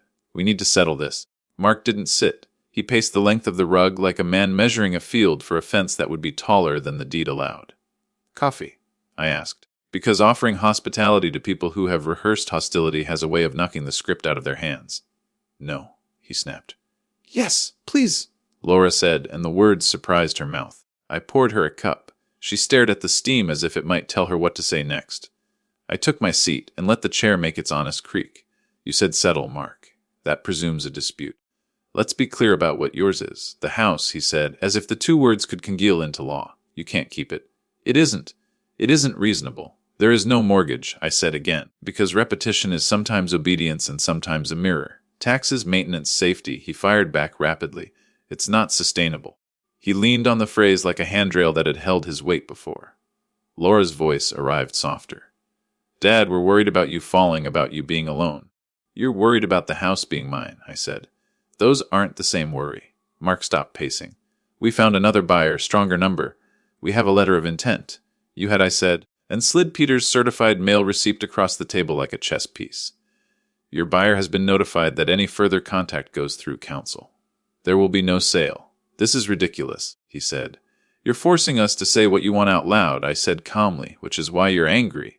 He stared at me, and for a flicker, I saw the 7-year-old who hated that the bat was heavy, but hated more when I helped hold it. He pivoted to new ground. If you won't be practical, we'll petition for conservatorship. Laura flinched. She hadn't known he'd bring that word into this room again. She set her coffee down too carefully. Then petition, I said, and my voice surprised all 3 of us with its evenness. You'll discover that judges prefer facts to feelings. Bring evidence. We'll bring recordings. Mark's mouth opened and closed. He didn't like the sound of himself when he wasn't the one playing the call back. Laura tried to catch the rope before he fell further. We don't want to do any of this, she said. We want you safe. We want you close. In the basement, I said. In our home, she said, a plea underneath the performance. In your basement, I repeated. Let's be precise. Silence stretched just long enough to make the next sound count. I reached for my phone, set it in the center of the table, and tapped the speaker icon. We should include Emily, I said. She belongs in any conversation about her tuition in my house. Laura's hand shot out. Don't drag her into this. She's already in it, I said. She just doesn't know which part of the story is true. Mark huffed. She's in class. It's Saturday, I said and dialed. The ring sounded larger in the room because nobody breathed. Hi, Grandpa. Emily answered on the second ring, the bright morning in her voice. I was just about to call you. Mom said. Hey, Em, I said gently and looked at Laura, who looked down. I've got your mom and your Uncle Mark here on speaker. We're at my kitchen table. I wanted us to talk together. Oh, she said, the vowel changing shape as it moved through her. Okay, how's school? I asked, because I have learned that starting with the non-essential is often the only way to keep a bridge from burning before anyone crosses it. Fine, she said. And then, because she is not yet old enough to have forgotten hard-utilely asked. No, I said. Then why are we talking about it? She said, and it was so clean, and so simple that Laura's hand went to her mouth, as if she could keep a sound from escaping that had already escaped. Because we're helping your grandpa think through. Mark started, and I raised a hand. He couldn't see but felt. Emily, I said, have you gotten my monthly transfers? Quiet! Then what? The 500 I've been sending you since freshman year, I said. Every month you get them right. Silence lay between us with weight. What money? She said, so small. I wanted to stand up and find a way to rewire time. I didn't look at Laura yet. I kept my eyes on the bowl of lemons because they were honest. Your account that ends in 308042. I said direct deposit on the second business day of each month. Emily's breath hitched in my kitchen like she was the one sitting at this table. Mom told me that was she stopped. The sentence had nowhere to go. I thought that was them helping. I wanted you to have what you needed without having to ask. I said, books, dues, whatever made school feel less like a fight. Mark's palm slapped the table. Dad, this is exactly why we needed to have this conversation together. I said, not looking at him. On the other end, Emily made a sound that was ugly and human and made the whole room lean. Mom. Laura closed her eyes. Emily, weak. She looked at me, then pleading not to be made to say it. For once, I let the silence be a mercy, not a tool. My transfers add up to 12,000, I said quietly into the phone. 24 months, 500 at a time. It's not everything. It's not nothing. Emily started to cry. Not the performative kind that asks for a camera, but the kind that leaks out of your actual body when a story breaks open and light rushes into a room that's been closed too long. I'm so sorry, she said, breathless to a person she had thought she knew. Grandpa, why didn't you tell me? Your mother asked me not to, I said. She said it would complicate. Complicate who? Emily asked. Complicate what? No one answered her because no one could answer her without changing their shape themselves. I looked at Laura, not to punish, but because the person who needs to speak should be the one who made the speech necessary. She met my eyes like a student who has finally realized the exam is not multiplicoise. I didn't want you to, she swallowed, to feel like you owed him. I wanted you to think you wanted credit, Emily said through tears, merciless in the way truth is when it's still read. You wanted me to keep calling you a hero. Laura's face folded. Emily, baby, no. I wanted control, I said softly, because it is sometimes a kindness to name the thing that is eating everyone's time. Mark stood, couldn't find a place to put his height, and sat again. This is not how we do this, he said to no one who could help him. You don't solve this on a phone call. You started it on a phone call, I said. Not unkind. Emily sniffed hard. Grandpa, are you okay? I looked out at the lemon tree and watched a small winter bird land on a branch like punctuation. I'm fine, him. You don't sound fine, she said. I sound decided, I said. There's a difference. She inhaled like she was going to decide in front of all of us. I'm coming over. No, Laura said too fast. Yes, I said calm, but not today. Today you go for a walk. You buy yourself something hot that does not come with a grade. Then you call me tomorrow when the world is less loud inside your head. She surprised me by listening. Okay, she whispered, I love you. I love you too, I said, then added, because it mattered for your company, not your report card. The line clicked off. The room felt larger because the truth had taken up the space it was owed. Laura pressed her palms to her eyes, the way people do when they think darkness will rearrange the furniture. I didn't mean to. She stopped because the rest of that sentence knows it is a lie. I thought if she knew, it would change how she looked at you or how she looked at me. I wanted to protect your story, I said gently. You wanted to protect the version where you fix everything. Mark found his footing in anger again. It's the floor he trusts most. So this is the plan. Humiliate us. Make us the villains. Keep the house in your pride. You done? Yes, I said with that part. Here's what comes next. I slid a single sheet across the table, the same list I'd shown them with the lawyers written again in my hand. Because there is power in watching a man write the rules he intends to follow. 1, I am not selling my home. 2, I am not moving into your basement. 3, I will support Emily directly as I see fit. If that support is interfered with or misrepresented, it ends. Laura flinched at the last line like it had teeth. Please, she said. Just that word. It's a better word when it arrives before the problem. I'm not your enemy, I said, and watched it either land or not. Mark pushed away from the table and stood so fast his chair bit the rug. He looked at the lemons as if they'd insulted him. Congrats, he said. You win. This isn't a game, I said. Everything is, he said, and walked to the door. Mark, I called. He stopped. When you talk to your realtor again, tell him to stop sending letters to my porch. My porch is for people who know my first name. He left without answering. Silence closed behind him like a well-oiled door. Laura stayed. The coffee had cooled into a mirror she didn't like. I don't know how to fix this, she whispered. And for the first time, I believed her. She wasn't angling. She was tired. You won't, I said. Not today. Maybe not by yourself. She nodded small as if agreeing with gravity. Dad, are you going somewhere? Yes, I said. Not today. Not to a basement. Her eyes searched my face for a hint I would not give her. The plan requires respect for its privacy. Will you tell me when? When I'm ready, I said. And when I do, it won't be a negotiation. The wind picked up outside. The lemon tree made a soft shiver on the glass like a hand. She stood. Can I come by tomorrow with Emily? Yes, I said, but you leave money at the door. We talk like people who love each other, not like accountants. A small smile found a corner of her mouth. Pie, she said, trying the word on like a dress she wasn't sure she could afford. Pie, I said. Sunday. After she left the house, exhaled. I collected the cups and washed them slowly, paying attention to the way the ceramic changes sound when the coffee leaves it. I dried them and put them back on the shelf in their spots, the same spots Helen had chosen. The small obedience of returning things to where they belong felt like a prayer I believed. At noon, a new voicemail, the realtor an apology, shaped like a threat. We didn't mean to cause stress, Mr. Hale, but if you reconsider this market, I deleted it, Peter texted. All notices delivered. No further contact except written. Good work today. I put the phone face down again, not to avoid the world, but to give this house the courtesy of my undivided presence. I walked the rooms once more with unhurried steps. Helen's study. The chair where her elbows had made their permanent hollows. The legal pad with my morning's list. I wrote one more line at the bottom. 4. Choose when to leave. Leave like a gentleman. It would not be an exit under the cover of shame. It would be a departure at the hour of my choosing, announced with the dignity of a man who had built a life in full and was not finally asking permission to keep it. Late afternoon, I called Anna. She answered on the second ring like people do who mean what they say about being available.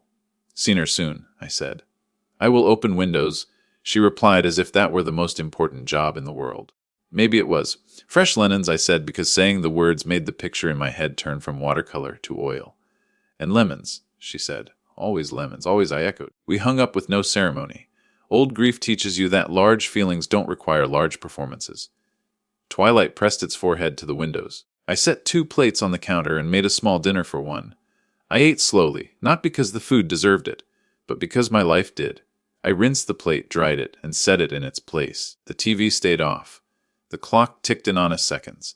I sat a while with the blue folder open to Helen's note. If you're reading this, you need to know what's inside, even though I now know more than the note had told me. I placed my hand on it like a benediction. Thank you. I didn't say it out loud because some thank yous are better kept between skin and wood. Before bed, I wrote 2 emails. One to Peter confirming I'd be unreachable for a few days starting midweek and authorizing him to field all communications with the Kids Council. The second to Joyce next door asking if she'd collect the mail for a spell and water the basil if the week ran dry. I set aside the spare keys in an envelope labeled Joyce Mail and Basil and tucked it into the drawer by the front door. Practicality is the bow you tie on clarity. In the dark, I lay awake long enough to hear the house settle, a soft tick in the vent, the particular sigh the east wall makes when the temperature drops. Somewhere beyond the windows, a fox moved through the sleeping yards like a rumor. I thought about Emily's breath catching through the speaker. I thought about Laura asking, "What do you want me to learn?" I thought about Mark's jaw and how a man can wear it like armor and still be pierced by a single quiet sentence. When sleep finally came, it wasn't a bargain. It was a right. Morning would bring Pio and Sunday, and maybe a small conversation where a girl became a woman by telling the truth to herself in front of people who loved her. Soon after would come a ticket, a bag, a door closed behind me. That wasn't about leaving so much as it was about arriving. For now, the bowl of lemons, the legal pad with 4 lines, and a house that had made room for the next chapter without needing to watch me write it. Mark had always carried himself like the world would bend for him if he just leaned hard enough. That confidence, arrogance, if you stripped away the polish, wasn't built on discipline or skill. It came from never having to face the real cost of failure. Helen and I had seen to that. I'd seen to it thinking it was what fathers were meant to do. Now in my kitchen, I watched that confidence begin to fray. It started small.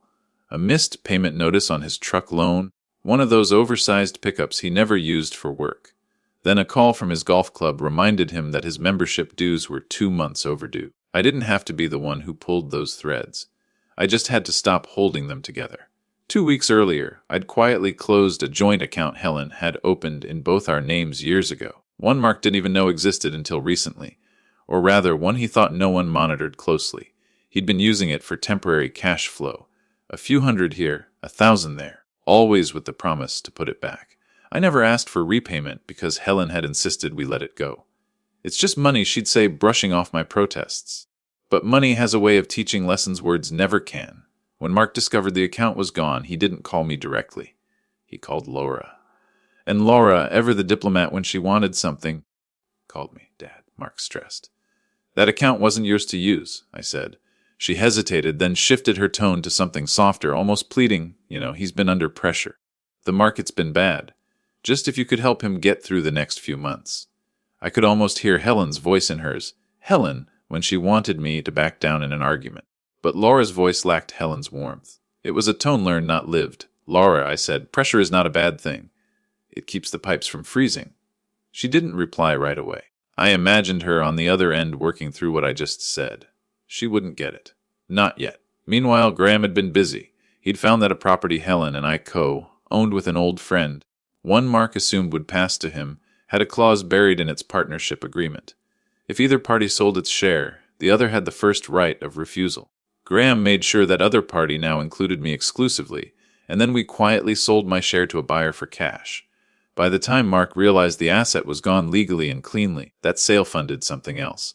Something I kept locked in the bottom drawer of Helen's desk, a portfolio of municipal bonds in Emily's name. No one but Graham and I knew. Not Mark, not Laura, and especially not the kind of friends Mark kept around when he wanted to look important. One afternoon, Mark showed up at the house. No call ahead. Just his truck in the driveway engine running while he stood on the porch, shifting from one foot to the other. I let him ring the bell twice before I opened the door. "Dad, we need to talk." I stepped aside and he walked in without waiting for an invitation. He scanned the living room, the kitchen like he expected to find stacks of cash lying around. "You closed the account," he said. "Yes." "You know that put me in a tight spot." "I do." His jaw worked. "I thought after Mom that you'd inherit a blank check." I let the question hang. Mark took a breath like he was about to argue, but then he let it out and dropped into one of the kitchen chairs. "You've got no idea what it's like out there right now. Costs are up, jobs are down. I've got responsibilities." "So do I," I said. We sat there for a long moment, the sound of the refrigerator filling the space between us. He left without shaking my hand. Later that week, Laura's catering business lost its biggest corporate client. Officially, they decided to bring services in-house. Unofficially, Graham had overheard at a Chamber of Commerce lunch that a new caterer, a quieter, more reliable one, had been recommended by someone with influence in the right circles. Influence, it turned out, that I'd spent years building. I didn't take pleasure in watching them stumble. Not in the way most people think of revenge. There was no gloating, no victory dance, just a quiet satisfaction in the rebalancing of things. For years, they'd assumed I was an endless source, a tap that could be turned on whenever they were thirsty. Now the handle was gone, and they were left staring at the dry spout. Emily came by on Saturday. She didn't mention her parents, and I didn't bring them up. We spent the afternoon in the garden pruning the rosemary, picking lemons for Helen's old pie recipe. She asked if I'd teach her how to fix the loose hinge on the shed door, and I showed her. She picked it up faster than I expected. "You've got a steady hand," I told her. "Guess it runs in the family," she said with a smile. When she left, she hugged me tighter than usual. And for a moment, I thought about telling her everything about the bonds, the sales, the plan. But I didn't. Not yet, because the next move wasn't about her. It was about showing Mark and Laura what life looked like without a safety net. And the thing about safety nets is most people don't realize they're there until they're gone. The unraveling had begun, and I had all the time in the world to let it play out. Airports are designed to make you feel interchangeable. That's their trick, their mercy, their insult. 1,000 moving parts all humming to the same hour, and you are just another carry-on with shoes in a bin. Newark smelled like pretzels and disinfectant. The gate agent smiled the way you smile at an assembly line. I handed over my passport and watched the scanner confirm I existed. On the plane, I took the ISIL. I used to take the window when Helen and I flew together. She liked the horizon to make sense beneath her. The neat geometry of fields and neighborhoods and rivers braided like hair you didn't want to cut. Alone, the ISIL feels honest. A small mercy you can stand when your blood insists. I didn't talk to the man beside me. He had the earnest face of a traveler who wants to confess his itinerary to a stranger so the world will confirm his good choices. We exchanged nods and he blessed us both by opening a book. I closed my eyes and tried the shape asleep. It fit for a while. In the stretch of darkness over the Atlantic, the cabin lights dimmed to a hush and the plane became a congregation. A row of people in permissioned ignorance. We do not know the pilot's heart rate. We do not know what winter does to metal at this height. We do not know how the engines keep insisting. And yet the insistence holds. That's belief with a timetable. Somewhere above the ocean, I thought of Emily at the kitchen table, the sound her breath made when a story broke open. I thought of Laura on the porch with a box of her piano books of Mark's knuckles against my door. The way pride makes a dull percussion. I thought of Helen writing her tidy block letters on a sticky note and trusting me to read. When the flight attendant asked if I wanted breakfast, I told her no. She leaned in anyway and set a cup of coffee on my tray. "You look like a man who drinks the coffee," she said with a kindness that wasn't performative. I did. It was terrible. It helped. Pharaoh arrived under us with white squares and blue glints, a mosaic you could live inside. The runway was a strip of certainty between two doubts, and the tires took it like a promise they intended to keep. The plane exhaled. So did I. Customs was a line of people practicing patience in different languages. When it was my turn, the officer, a young man with an old face, stamped my passport and said, "Bevindo." It is a quiet sort of welcome when the stamp hits paper. Proof on 2 pages that you've crossed something invisible and been allowed. Outside the sliding doors, the Algarve air had the temperature of a good handshake, cool at first, warm a second later. A woman stood a few yards away holding a piece of paper with my name printed in capital letters, as if someone had spelled me. She was compact hair tucked into a low knot, a navy sweater that didn't announce itself. When she saw me see her, her whole face changed shape, less like a smile and more like the return of something she hadn't known she had misplaced. "Senor Hale," she said and stepped forward. "Ana," I said. She didn't hesitate, and I was grateful for it. She hugged me as if it were not rude to do so in a place where travelers are supposed to be neutral. Her shoulder smelled faintly of oranges and laundry. "You're Helen," she said when she let me go. "Would be angry if I did not welcome you this way." Angry and Helen in the same sentence made me laugh. She'd pretend to be, I said, and then later she'd say it out loud like a prayer. Ana nodded as if she'd been in our kitchen when those small liturgies were invented. "Come," she said, and led me toward a small car the color of a cloud that means rain, but decides against it. We drove without wasting sentences. The highway offered small hills and big sky. White houses were scattered on the slopes like thought-out decisions. Here and there a ruin held its shape out of respect instead of strength. Ana pointed out when pointing mattered.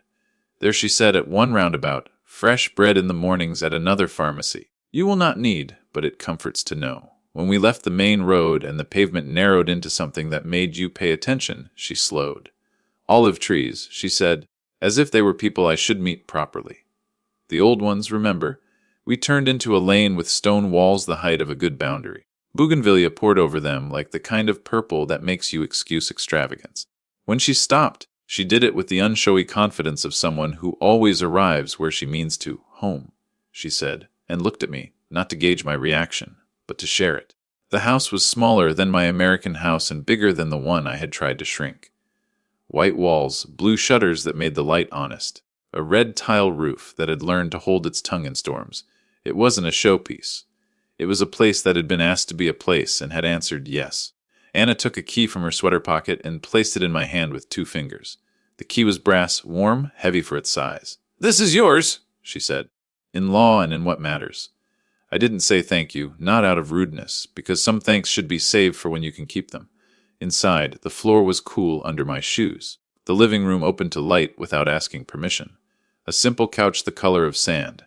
A wooden table with 4 chairs meant 4 people could eat and mean it. Built-in shelves that hold books. A small kitchen tiled in blues that repeated the sea's ideas. Copper pots hung above the stove in a way that made work look like art and art look like work. A bowl sat on the counter with lemons that knew what they were doing. Ana moved around the rooms with the soft theater of a good host, not to show off but to make knowing easier. "Linens," she said, gesturing to a closet that smelled like sun. "New mattress," she added, tapping the edge of a bed that seemed to forgive the bodies that had already slept in it. "Windows," she said, and opened one so the air could behave the way air does when you tell it the truth. A small terrace waited beyond the kitchen stone underfoot. Iron rail painted the kind of blue you get, only by not hurrying. Past the railing, the Mediterranean said all the things it always says, even to people who don't listen. I stood there and let it be a language I hadn't studied and could still understand. Keep moving. Keep changing. Keep showing up. Ana placed a hand flat on the table the way you steady a child and then let go. The law firm in Lisbon sent confirmation. She said, "I collected it yesterday at the post office as we arranged. It's in the drawer. We can sign where the arrow points. I know the arrows. No Cyprio Coupe." She smiled at my face. "Do not worry," she translated, even though she knew I had understood. I opened the drawer. The envelope was the legal sort that takes itself seriously. Inside, stamped signatures, a tidy Portuguese explanation that a house is a house, and a man is the man allowed to decide about it. Underneath, a single page that named Ana as caretaker with authority to call electricians, masons, plumbers, and to pay them without asking me if I truly meant to fix what needed fixing. Helen's handwriting in the corner of a photocopy. "Trust her. Sit," Ana said, and placed a pen in my hand.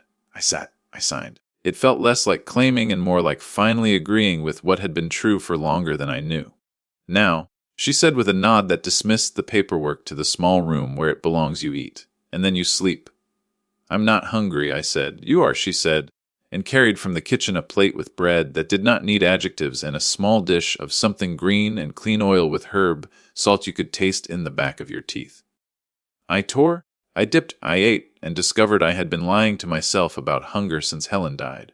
You rest, she said when the plate was lighter. Stay, I said, surprising us both. She shook her head. I live 3 houses away, she said. If I stay, I will tidy. And if I tidy, you will feel like you do not live here. She reached into her sweater and set on the table a small cell phone that looked indestructible. This is the house phone.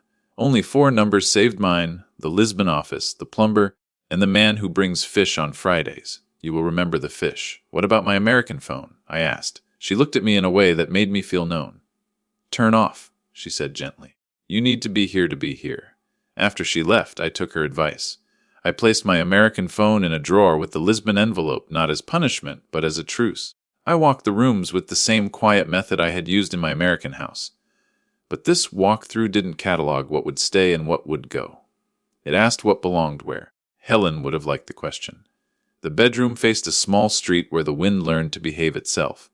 A bowl on the dresser held 2 smooth stones the size of a man's decision. I put Emily's crayon star from Christmas at the back of the bowl so its glitter could misbehave quietly. The bathroom had a window that let the sea announce the hour and a towel that trusted air. I set my razor on the sink and thought of the sandalwood scent Helen loved. I reminded myself to buy a bar in town, not because I needed to smell like memory, but because some memories deserve company. When sleep came, it did what Anna promised. I woke to noon light and the sound of plates somewhere not mine. For a while, I lay there and let the foreign familiarity of the ceiling teach me a new map. The mattress forgave me for my age when I stood. The tile was cool. The mirror caught my face and did not accuse. I walked to the market Anna had pointed at with her palm. The path took me past 3 houses that were not embarrassed by their age. A woman in a doorway beat dust from a rug with a rhythm that made sense. A cat considered me and withheld judgment. 2 boys chased a ball that had more miles in it than my truck. The market kept its promises. Bread that would have insulted a plastic bag sat in paper sleeves. Olives like good punctuation glistened in a shallow bin. A man behind the counter asked me a question in Portuguese, and I answered with a smile. He chose a loaf for me and handed it over like a handshake. Obrigado, I said, and he nodded as if I had passed a small exam. Back at the house, I sliced the bread with a knife that had learned it was a partner and not a weapon. I ate standing at the counter because new places ask you to stand for a little while before they allow you to sit. I took the bread and a lemon and 2 cups to the terrace and finally sat. The sea kept talking. I listened. Sometime in the late afternoon, Anna returned. She knocked the way a person does who understands doors.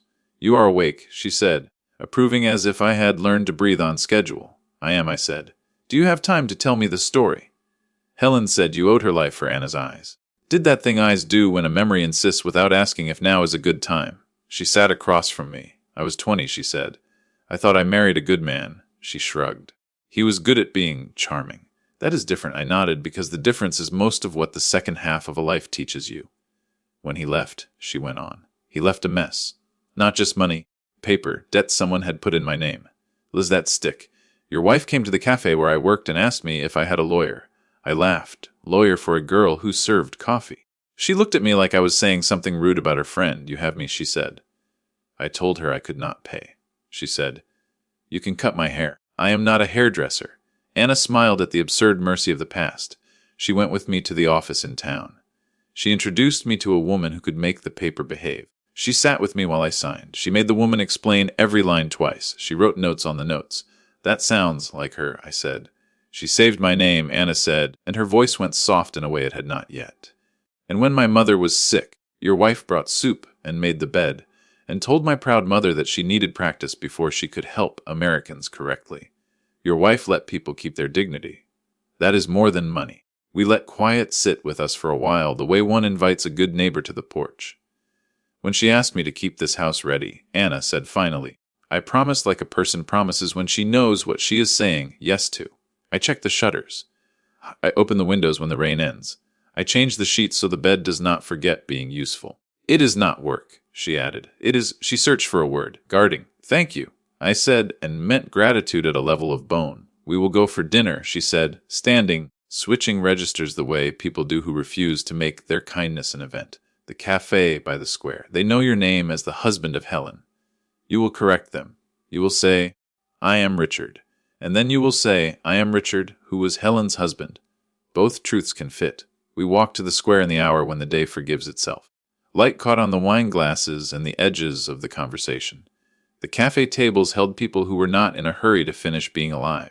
Anna greeted the owner the way you greet a person who doesn't need to be reminded where he is. He brought a soup that didn't apologize for being simple and fish that made me feel like my mouth had been too noisy for too many months. Wine, he asked. Half Anna said to him, then to me, so you sleep. I slept anyway. Back at the house, I stood on the terrace and made a ritual out of nothing. I placed a lemon on the table and rolled it with my palm until the scent lifted. I pressed my fingertip into the rind just enough to make the air tell stories. I closed my eyes and saw Helen sitting where I stood, ankles crossed. A book in her lap she would pretend to read while watching people be human. I didn't talk to her. The sea did enough of that for both of us. The next morning, I woke early and took the alley Anna had mapped for me to the bakery. An old man set chairs out front with a care that suggested he believed in the day but knew it needed proof. He put a plate of paste de nata in the window, and the custard looked like sunlight that had decided to behave itself. I bought 2, carried them home in a paper bag that made a gentle noise, and ate them on the terrace with coffee that finally remembered how it wanted to taste. I wrote a letter to Emily that I did not intend to send. I am learning the names of things that do not need me to pronounce them well for them to keep being themselves. I told her about the cat 2 houses down who pretends to own the path, and the way the neighbor hangs laundry with a rhythm like a song you only hear when you're quiet. I told her the sea is louder at night but kinder in the morning. I told her I had a seat for her if she wanted to test that theory herself.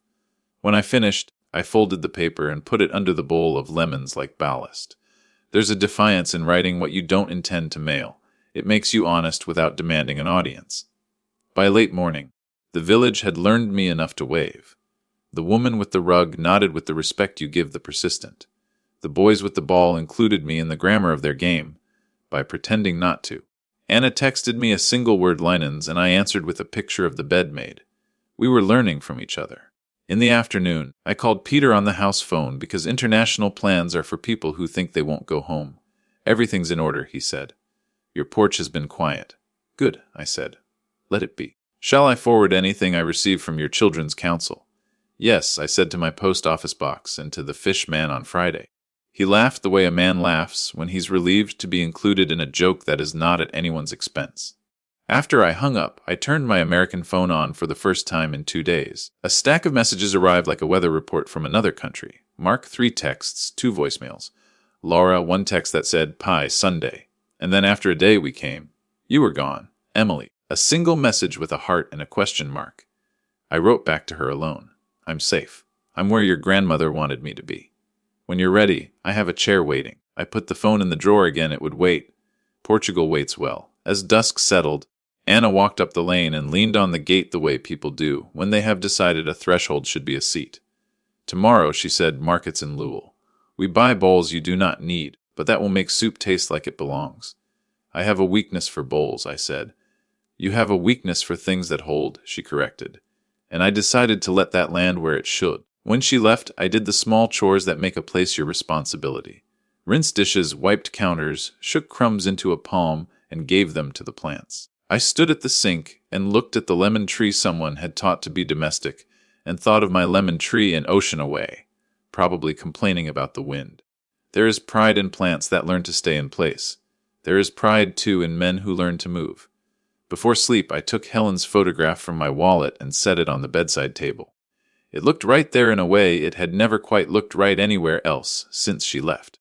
I turned off the light and listened to the sea and thought about how sound can be a wall and a door at the same time. I chose the door. In the morning, I would buy bowls and salt and words for thank you that would feel less like performing and more like agreeing. Soon after, I suspected there would be the kind of ring from my American phone that you answer.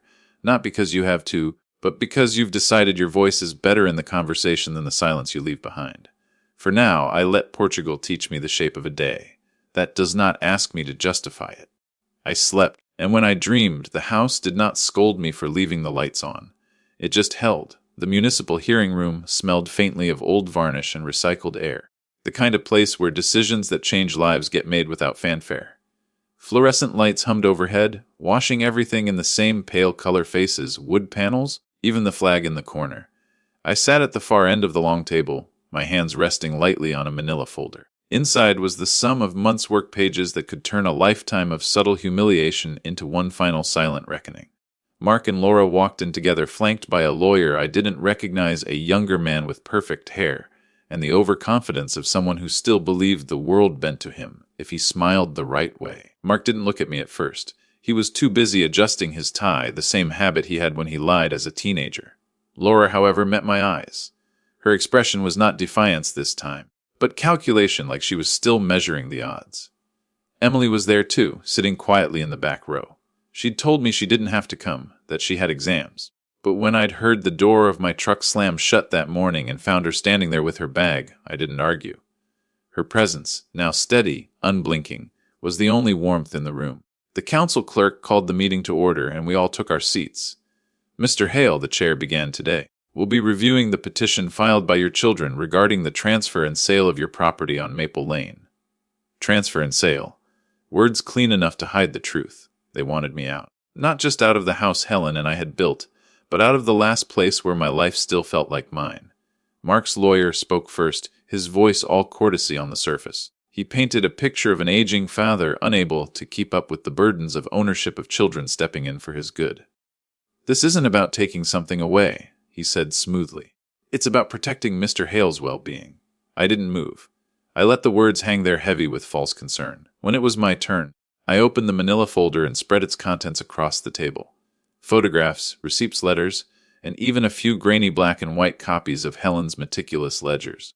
Protecting my well-being. My voice was steady, almost mild. I've been maintaining that property without a mortgage for 6 years. Taxes paid on time, repairs handled, utilities current. But that's not the point. I slid one of Helen's letters toward the chair.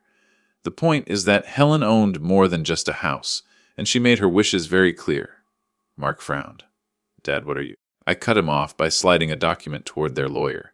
It was a notarized addendum to Helen's will, one they had never seen.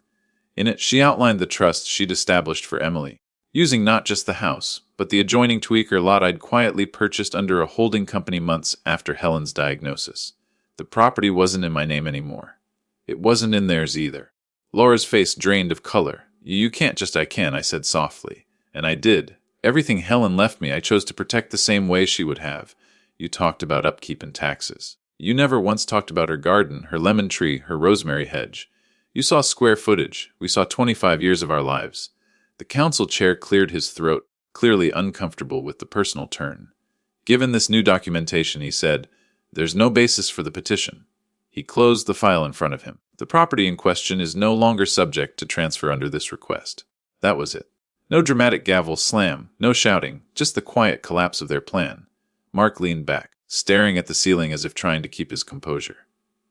Laura's hand tightened around her purse strap. Their lawyer began gathering papers, avoiding my eyes. When it was over, I stood and buttoned my jacket. Emily rose from her seat without a word and fell into step beside me. We walked out into the cool afternoon air, the sound of the flag snapping in the wind above us. Grandpa, she asked as we reached the truck. Yes, You didn't have to tell them about the trust, did you? I shook my head. No, but sometimes you have to let people know exactly where they stand. She thought about that for a moment, then smiled faintly. You are impossible to beat. I didn't answer. In truth, it wasn't about winning. It was about writing the last chapter myself with Helen's hand, still guiding mine in every decision. That night I sat at the kitchen table with the green mug in front of me. Steam rose from fresh coffee. The garden outside was dark, the rosemary hedge casting long shadows across the stone path. Somewhere in the distance, I thought I could hear Helen's laughter, not sharp like Mark's had become, but warm the way it used to be when the world was still ours. Tomorrow I would start the work of pruning and tending again. Not for them, not even for me, but for the promise I'd made when we planted it all that it would never be left to strangers. Spring arrived in Portugal, like someone opening a window you didn't know was painted shut. The mornings were still cool enough to make coffee feel like a favor, but by noon the light gathered itself and lay down on everything that held still. long enough stone tile lemon skin, the face of the sea that refused to stop moving. I had learned the rhythms of the lane, the bakery door swinging open at 7, the cat deciding which wall was his kingdom today. Anna's soft, precise knock on days when she brought bread I hadn't asked for. Emily's flight landed on a Thursday. I stood at the low rail outside arrivals with a little sign Anna insisted I carry, because the world should be formal at least once. It felt ridiculous until I saw her scan the crowd and light up when she found her name in my block letters. She ran those last 3 steps, the way kids run before they remember dignity. When she reached me, she hugged me the way people do who don't apologize for taking up space. "You're here," she said into my coat. "I am," I said into her hair, which smelled like something citrus and honest. "And so are you." Anna waited in the short, termlot engine off elbow out the window, like a person who trusted time to behave. "Bem vinda menina," she said when Emily slid into the back seat. Welcome, she reached her hand back like a queen knighting a citizen. Emily shook it as if she'd been born into this exact chair this exact hour. The drive from Faro felt like a long exhale. Emily watched everything the way I had on my first day, but with more delight and less suspicion, pointing sometimes and letting out the smallest. Oh, when a ruin surprised her by still standing. Anna narrated like a patient aunt. "Bread there, best fish here. Pharmacia, don't worry, you don't need. The man with tomatoes who looks angry is not angry. He is concentrating." When we turned onto the lane with the stone walls, Emily pressed her forehead to the glass. "It's like a movie," she said, then corrected herself. "No, it's like what movies try to be." We stopped in front of the White House with blue shutters that still seemed to believe in itself. Emily stood looking at it for a few seconds before she spoke again. "Grandma knew," she whispered. "She knew what you'd need." "She did," I said, and unlocked the door with the brass key that felt more like a sentence finished than a question asked. Inside the house received her the way good houses do, by noticing what she noticed. She walked her fingers along the built-in shelves, pressed her palm to the cool tile, stood a long time at the terrace rail with the sea in front of her, her eyes doing the kind of work school never asked them to. Anna set a bowl of lemons on the table, an in-joke now between us. Emily reached for one and rolled it under her palm until the air joined our conversation. "Are we allowed to be this happy?" she asked, not flipping it with a smirk, not softening it with a laugh. "Yes," I said, and meant the words so completely it startled me. "We are allowed. We tried to show restraint with lunch and failed. Bread that did not agree with moderation. Anchovies and oil that tasted like concentrated sun. Olives that made you understand why people write poems about very small things." Emily made a face at her first sip of the Vigno Verde, and then 5 sips later forgave it. Anna told the story about Helen and the lawyer again, this time for Emily, and added a line I hadn't heard: how Helen, after the papers were signed, insisted they go for ice cream, because paper should not be the last taste in your mouth when you fix your name. Of course she did. Emily said tears not far and not needed. She always made dignity feel like something you could touch. We walked to the square in the evening. The cafe owner remembered me as the husband of Helen, and I corrected him as instructed. "I am Richard," and then added who was Helen's husband, because both truths fit without fighting. Emily ate her first paste de nata like someone telling the body this is how sweetness should behave. She dipped a finger in the custard and tapped it on my nose. I allowed it. Some rules are not worth keeping when joy is in the room. That night after Anna left and the village quieted down to clinks and low laughter, Emily stood on the terrace beside me and watched the sea compose itself. "Mom called," she said without looking over. She said she's sorry for all of it. I told her sorry would be better if it showed up before the mess, not after. She took a long breath. "But I believed her. She loves you," I said. "I know," she said, and did not pretend the sentence solved everything. She asked if I was coming home after break. I told her I might not. I told her I want to do a semester here. There's a program in Lisbon and one in Faro. And as she stopped, laughed at herself. "Listen to me. I don't even know the words for salt yet, and I'm planning a life. Salt is," I said, "and life is also S sometimes." She bumped my shoulder with hers. "Grandpa, I know," I said. "Do it. You're not going to tell me to think about it. I am telling you I have watched you think about it for months without knowing that's what you were doing." I said, "Your thinking time is up. This is a doing time." She nodded like her neck had been waiting for the instruction. "There's another thing," she said softer. "The money you've been sending, I want to use it for this, not for Cancun and sorority dues. For Lisbon. For language, for bowls I don't need." I smiled. "Use it for bowls that hold something you need." She went to bed on Portugal time like she'd been born to it. I stayed up a little while and opened the bottom drawer where the Lisbon envelope lived. Next to it sat a thinner envelope I hadn't shown anyone yet. I had been waiting for the hour when giving would not balance itself on adrenaline or the need to prove a point. The paper felt right in my hands now. The room felt ready. In the morning, I made coffee and waited until Emily's door opened with honest hair and no makeup and exactly the face of my granddaughter. I set the envelope on the table between her and the lemons. "What's that?" she asked, wary of gifts that bite. "A portfolio," I said. "Municipal bonds laddered maturities named you started a month after your grandmother's diagnosis. The returns are boring and dependable like your grandfather. They were designed for a future that didn't know its shape. Now maybe it does." Her eyes widened, then narrowed, then widened again in the way people do when the future presses its weight, and they're checking to see if their knees will hold. "You set this up for me." "Your grandmother did," I said. "I did the paperwork. She did the part that matters." She reached for the envelope and then pulled her hand back. "What's the catch? 3 catches," I said. "Because catches are how you keep love from making people weak. 1, you don't spend a cent to rescue your parents from anything they created, not because we don't love them, because rescue teaches the wrong lesson when the fire is the point. 2, you use it for learning and for showing up where your life is, not for buying quiet when noise would serve you. 3, you do not tell anyone the number. You're allowed to say enough and let that be the math." She nodded, tears already in her voice. "I won't tell them," she said, then added, "because she knows I like honesty, except maybe Mom later when she's earned it." "That seems fair," I said. We walked after breakfast to the fish man and chose something that looked like it could survive a pan. Emily did the thing where she tries to speak the language and the person you're speaking to meets you halfway out of respect. The fishman called her menina with that fatherly laugh Portuguese men carry, and Emily laughed back because she understands how to accept kindness without owing. We bought lemons we did not need because that is now part of my brand. On our way back, Anna intercepted us with a small parcel in brown paper twine, tied the way people tie things when they intend them to be opened. "For the girl," she said, "from your Helen." She gave it to me to give to her, but only when I believed you, seen her, had arrived in your own life. When she was gone, Emily held the parcel as if it might decide not to obey physics. We set it on the table and unwound the twine. Inside, a slim notebook, the kind Helen favored, because its paper allowed both pencil and ink without bleeding like wounded things. The first page bore Helen's handwriting, the precise square letters that made grocery lists look like affidavit. "Emily, if Anna has given you this, it means your grandfather has done something brave. Brave looks boring, by the way, paper's keys. Saying no when people want you to say yes. Brave also looks like your face and like the faces of the women before you who carried stubbornness as a virtue when it served love. I came to this house once after my diagnosis and before I told anyone. I sat where you are sitting and watched the sea. I did not feel sad, I felt relief. Not because I was leaving, but because I finally believed I had built a life that could be handed off without guilt.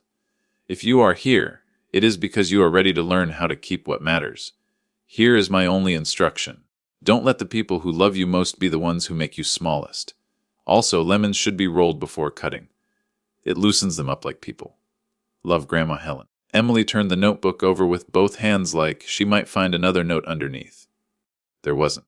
She stood up and walked to the terrace and stood with her back to me the way you stand when you're letting joy break things inside you that needed to break. When she came back, she did not offer to let me read the page again. She put the notebook in her backpack next to her passport. That felt right. We cooked the fish at lunch and ate it with bread and a bottle of something White Anna promised us would make even bad decisions seem glamorous. It made good decisions settle more deeply into the body. We talked about school, not classes, but learning. Emily said she wanted to know how to be a person who didn't confuse praise with purpose. I said I would like to know that too. In the late afternoon, we called Laura from the house phone because Anna told us it was time to use it like a house should be used. Laura's face on the screen carried something I had not seen since she was 19. Roes without theater. Are you okay?" She asked and meant me, not the house. "I am," I said. "Your daughter is too." She nodded, crying without hiding, which made me love her more and forgive her everything all at once. "I'm trying," she said. "It shouldn't have taken this, but I am. You will need to practice." I said like piano. She laughed, hiccuping. "You sent me my piano books to say that." I did. "Can I?" She started then. "Reset, may I come?" "Not now, later." "When you invite me, you may." I said, "When I invite you later." We hung up before gratitude became a performance. Emily put her head on the table like a person who has been holding a heavy thing and is allowed to set it down. That was good, she said. Hard but good. Most good is like that, I said. If it's easy, it's cake. Cake is good too, she said, because 20-year-olds are excellent at catching your seriousness and softening it on purpose. But pie is better. Pie is patience. I said pie is on Sundays. We did not call Mark. That was not punishment. That was the weather on Sunday. I sent him a photo of a slice of lemon pie on a plate with a fork and wrote, P next month. Sunday, 200. If you come to talk about square footage, you eat on the porch. He texted back a single letter K, which is the modern way to say, I have heard you and dislike everything you represent. It's a start. The last tasks were mechanical. I spoke to Peter about making Portugal my primary residence and the American house a life estate with a conservation easement on the adjoining lot Helen's garden, preserved by law, not by argument. Name, he asked for the easement language. I told him the Helen Hare Garden Covenant, and he's a label that will stand on the soil of the Everpenny's hearth to remarkatives, and this morning the large courtroom posters. Humelays forget Harrington, what could be framing Persigal, my house, a light this day, or the families. I signed with a hand that didn't shake. He sent me scans with stamps, and we both let the paper be the power it is when used for something besides greed. Anna learned to knock once, and then announce herself like the C.A. Anna. She brought bowls from the market. I didn't need that to make the soup taste like it belonged to us. Emily learned the shortcut to the square and the name of the fish man's dog, and how to ask for a thing without apologizing for wanting it. She went back to the States for 3 weeks to file her leave of absence paperwork, and returned with a carry on and a look that said she had carried exactly the right amount of herself. This time Laura came to my American house, once left a small vase of flowers on the porch with a card that read, I am practicing. Mark sent no flowers. He did start sending photographs on Sundays. Pie at different diners, pie at home, pie that looked like an effort. In the 3rd week he attached a picture of his hand fixing a cabinet hinge. It was out of focus. It was perfect. One evening after dinner, Emily read from Helen's notebook. Not the letters, she kept that private. The back pages where Helen had listed small instructions, she wrote as if she were whispering secrets to a granddaughter at a sleepover she had waited her whole life to host. Don't buy shoes that apologize for your life. If a man raises his voice to make a point, tell him his point is lonely. Plant rosemary where you can brush against it accidentally. It will remind you to use your hands. When you let someone love you, insist they learn the names of your grandparents. Emily closed the notebook and looked at me with Helen's eyes and her own. She knew me without knowing me. She said she paid attention, I said. Paying attention is the kindest form of love I know. We sat quietly for a while, which is not the same thing as silence. Then Emily stood and went to the kitchen and came back with a lemon and a knife. She rolled the lemon under her palm the way the letter told her to. She cut in the air, did what air does when you tell it a story. I'm staying. She said a semester, maybe more. Not to run away, to run toward. Mom cried when I told her. She said she wanted to come visit and see what I see. I told her maybe later. Later is a good word. I said it's honest. It gives space for people to earn. And Mark, she asked, he will come for pie. I said he will sit on the porch at first and then at the table, and then maybe one day he'll show up without an agenda. We let time be the lawyer for that part. Anna knocked once, then Anna. She came out to the terrace and set a small plate between us. 3 cookies dusted with sugar the way stars dust the edge of a clear night. For dessert, she said as if we'd done something to deserve sweets. We have, Emily said, surprising me. We told the truth, yes, Anna said, and we did not turn the truth into theater. This is better. We ate the cookies without making the rules of cookies bigger than they needed to be. After Emily yawned into the back of her hand with the same grace she yawned when she was 5 in my back seat on the way home from fireworks. She kissed my cheek and went to bed. Anna stayed. We watched the last of the light go. The sea go dark in patches like a dog settling. I am thinking, Anna said finally, that you are no longer a man arriving. You are a man who has arrived. I think that's right. I said it feels less like landing and more like setting something heavy down. She nodded. Tomorrow we will go to Louisville. She said we will buy a bowl you don't need. I need bowls that hold. I said, and she smiled as if she had placed a sentence exactly where it belonged. Before sleep, I wrote 3 letters by hand. The first to Peter with instructions to file the garden covenant and to thank him for being the kind of man who keeps paper from hurting people. The second was to Joyce next door in America, thanking her for watering the basil and for the way she asked after me without making my answers a test. The third to Helen, Not because I believe in addresses that the post office doesn't recognize. Because writing to her makes me pay attention to the shape of my words. I told her Emily had rolled a lemon without prompting. I told her Laura had used the word practice and meant it. I told her Mark had sent me a picture of a hinge he fixed all by himself, and how it made me prouder than any big check he ever waved. I told her I had learned to be bored by the right things and excited by others, and that this is what wisdom sounds like. I signed my name, not our name, and did not feel disloyal. Love that requires you to be smaller than you are is not love. She taught me that. She wrote it in a note that started a plan and ended a war I had been fighting with myself for years. In the morning, I woke before the village and stood on the terrace with coffee in the mug Emily bought at the market that says, "Oh," in a font that looks like it's about to tell a joke. The sea pulled and pushed and pretended it had somewhere better to be. I put my hand flat on the table and felt the stone come up to meet it. I thought of the first morning Mark called me to tell me my life was too big for me. I thought of the blue folder, of Peter's letters, of Anna's trust, of Emily's shoulder against mine, of Laura's box of pie, of Sundays, of lemons, of the rosemary I had planted without bitterness in a place my wife chose for me. This is what justice felt like in my hands. Not gavel, not sword, not fireworks. Just the weight is distributed correctly. Just a life that fit the man who wore it. When Emily woke, she came out with the notebook and 2 pens. She said. "There's no right way," I said. "There's the way that makes you honest." "Then show me that way," she said, and set a pen between my fingers like a daughter handing her father a permission slip for the day. I wrote at the top of a clean page what we keep, what we let go, what we build. She nodded like she knew all the answers already and just needed a place to put them. We started with simple things. Bread and bowls, rosemary and language, Sundays and pie. Then we got brave. Pride and permission, dignity and distance, money and what it isn't. By noon, the page was full and the lemons needed rolling again. The cat chose our wall for his kingdom and tolerated our presence. The fishman waved like someone who has decided you belong, even if you do not pronounce it perfectly. The sea performed its old trick of being exactly what it was without explanation. Later, when the day had done most of its work, and the shadows were long enough to remind you the sun has limits, Emily tucked Helen's notebook into her bag and stood. "Let's go buy bowls we don't need," she said. "Let's," I said. We walked down the lane past houses that had learned to outlast whatever came at them. We did not hurry. There was no longer any reason to. Thank you for joining me on this journey. If you like this story, please like this video, subscribe to the channel, and share your impressions of this story in the comments. To listen to the next story, click on the playlist now showing on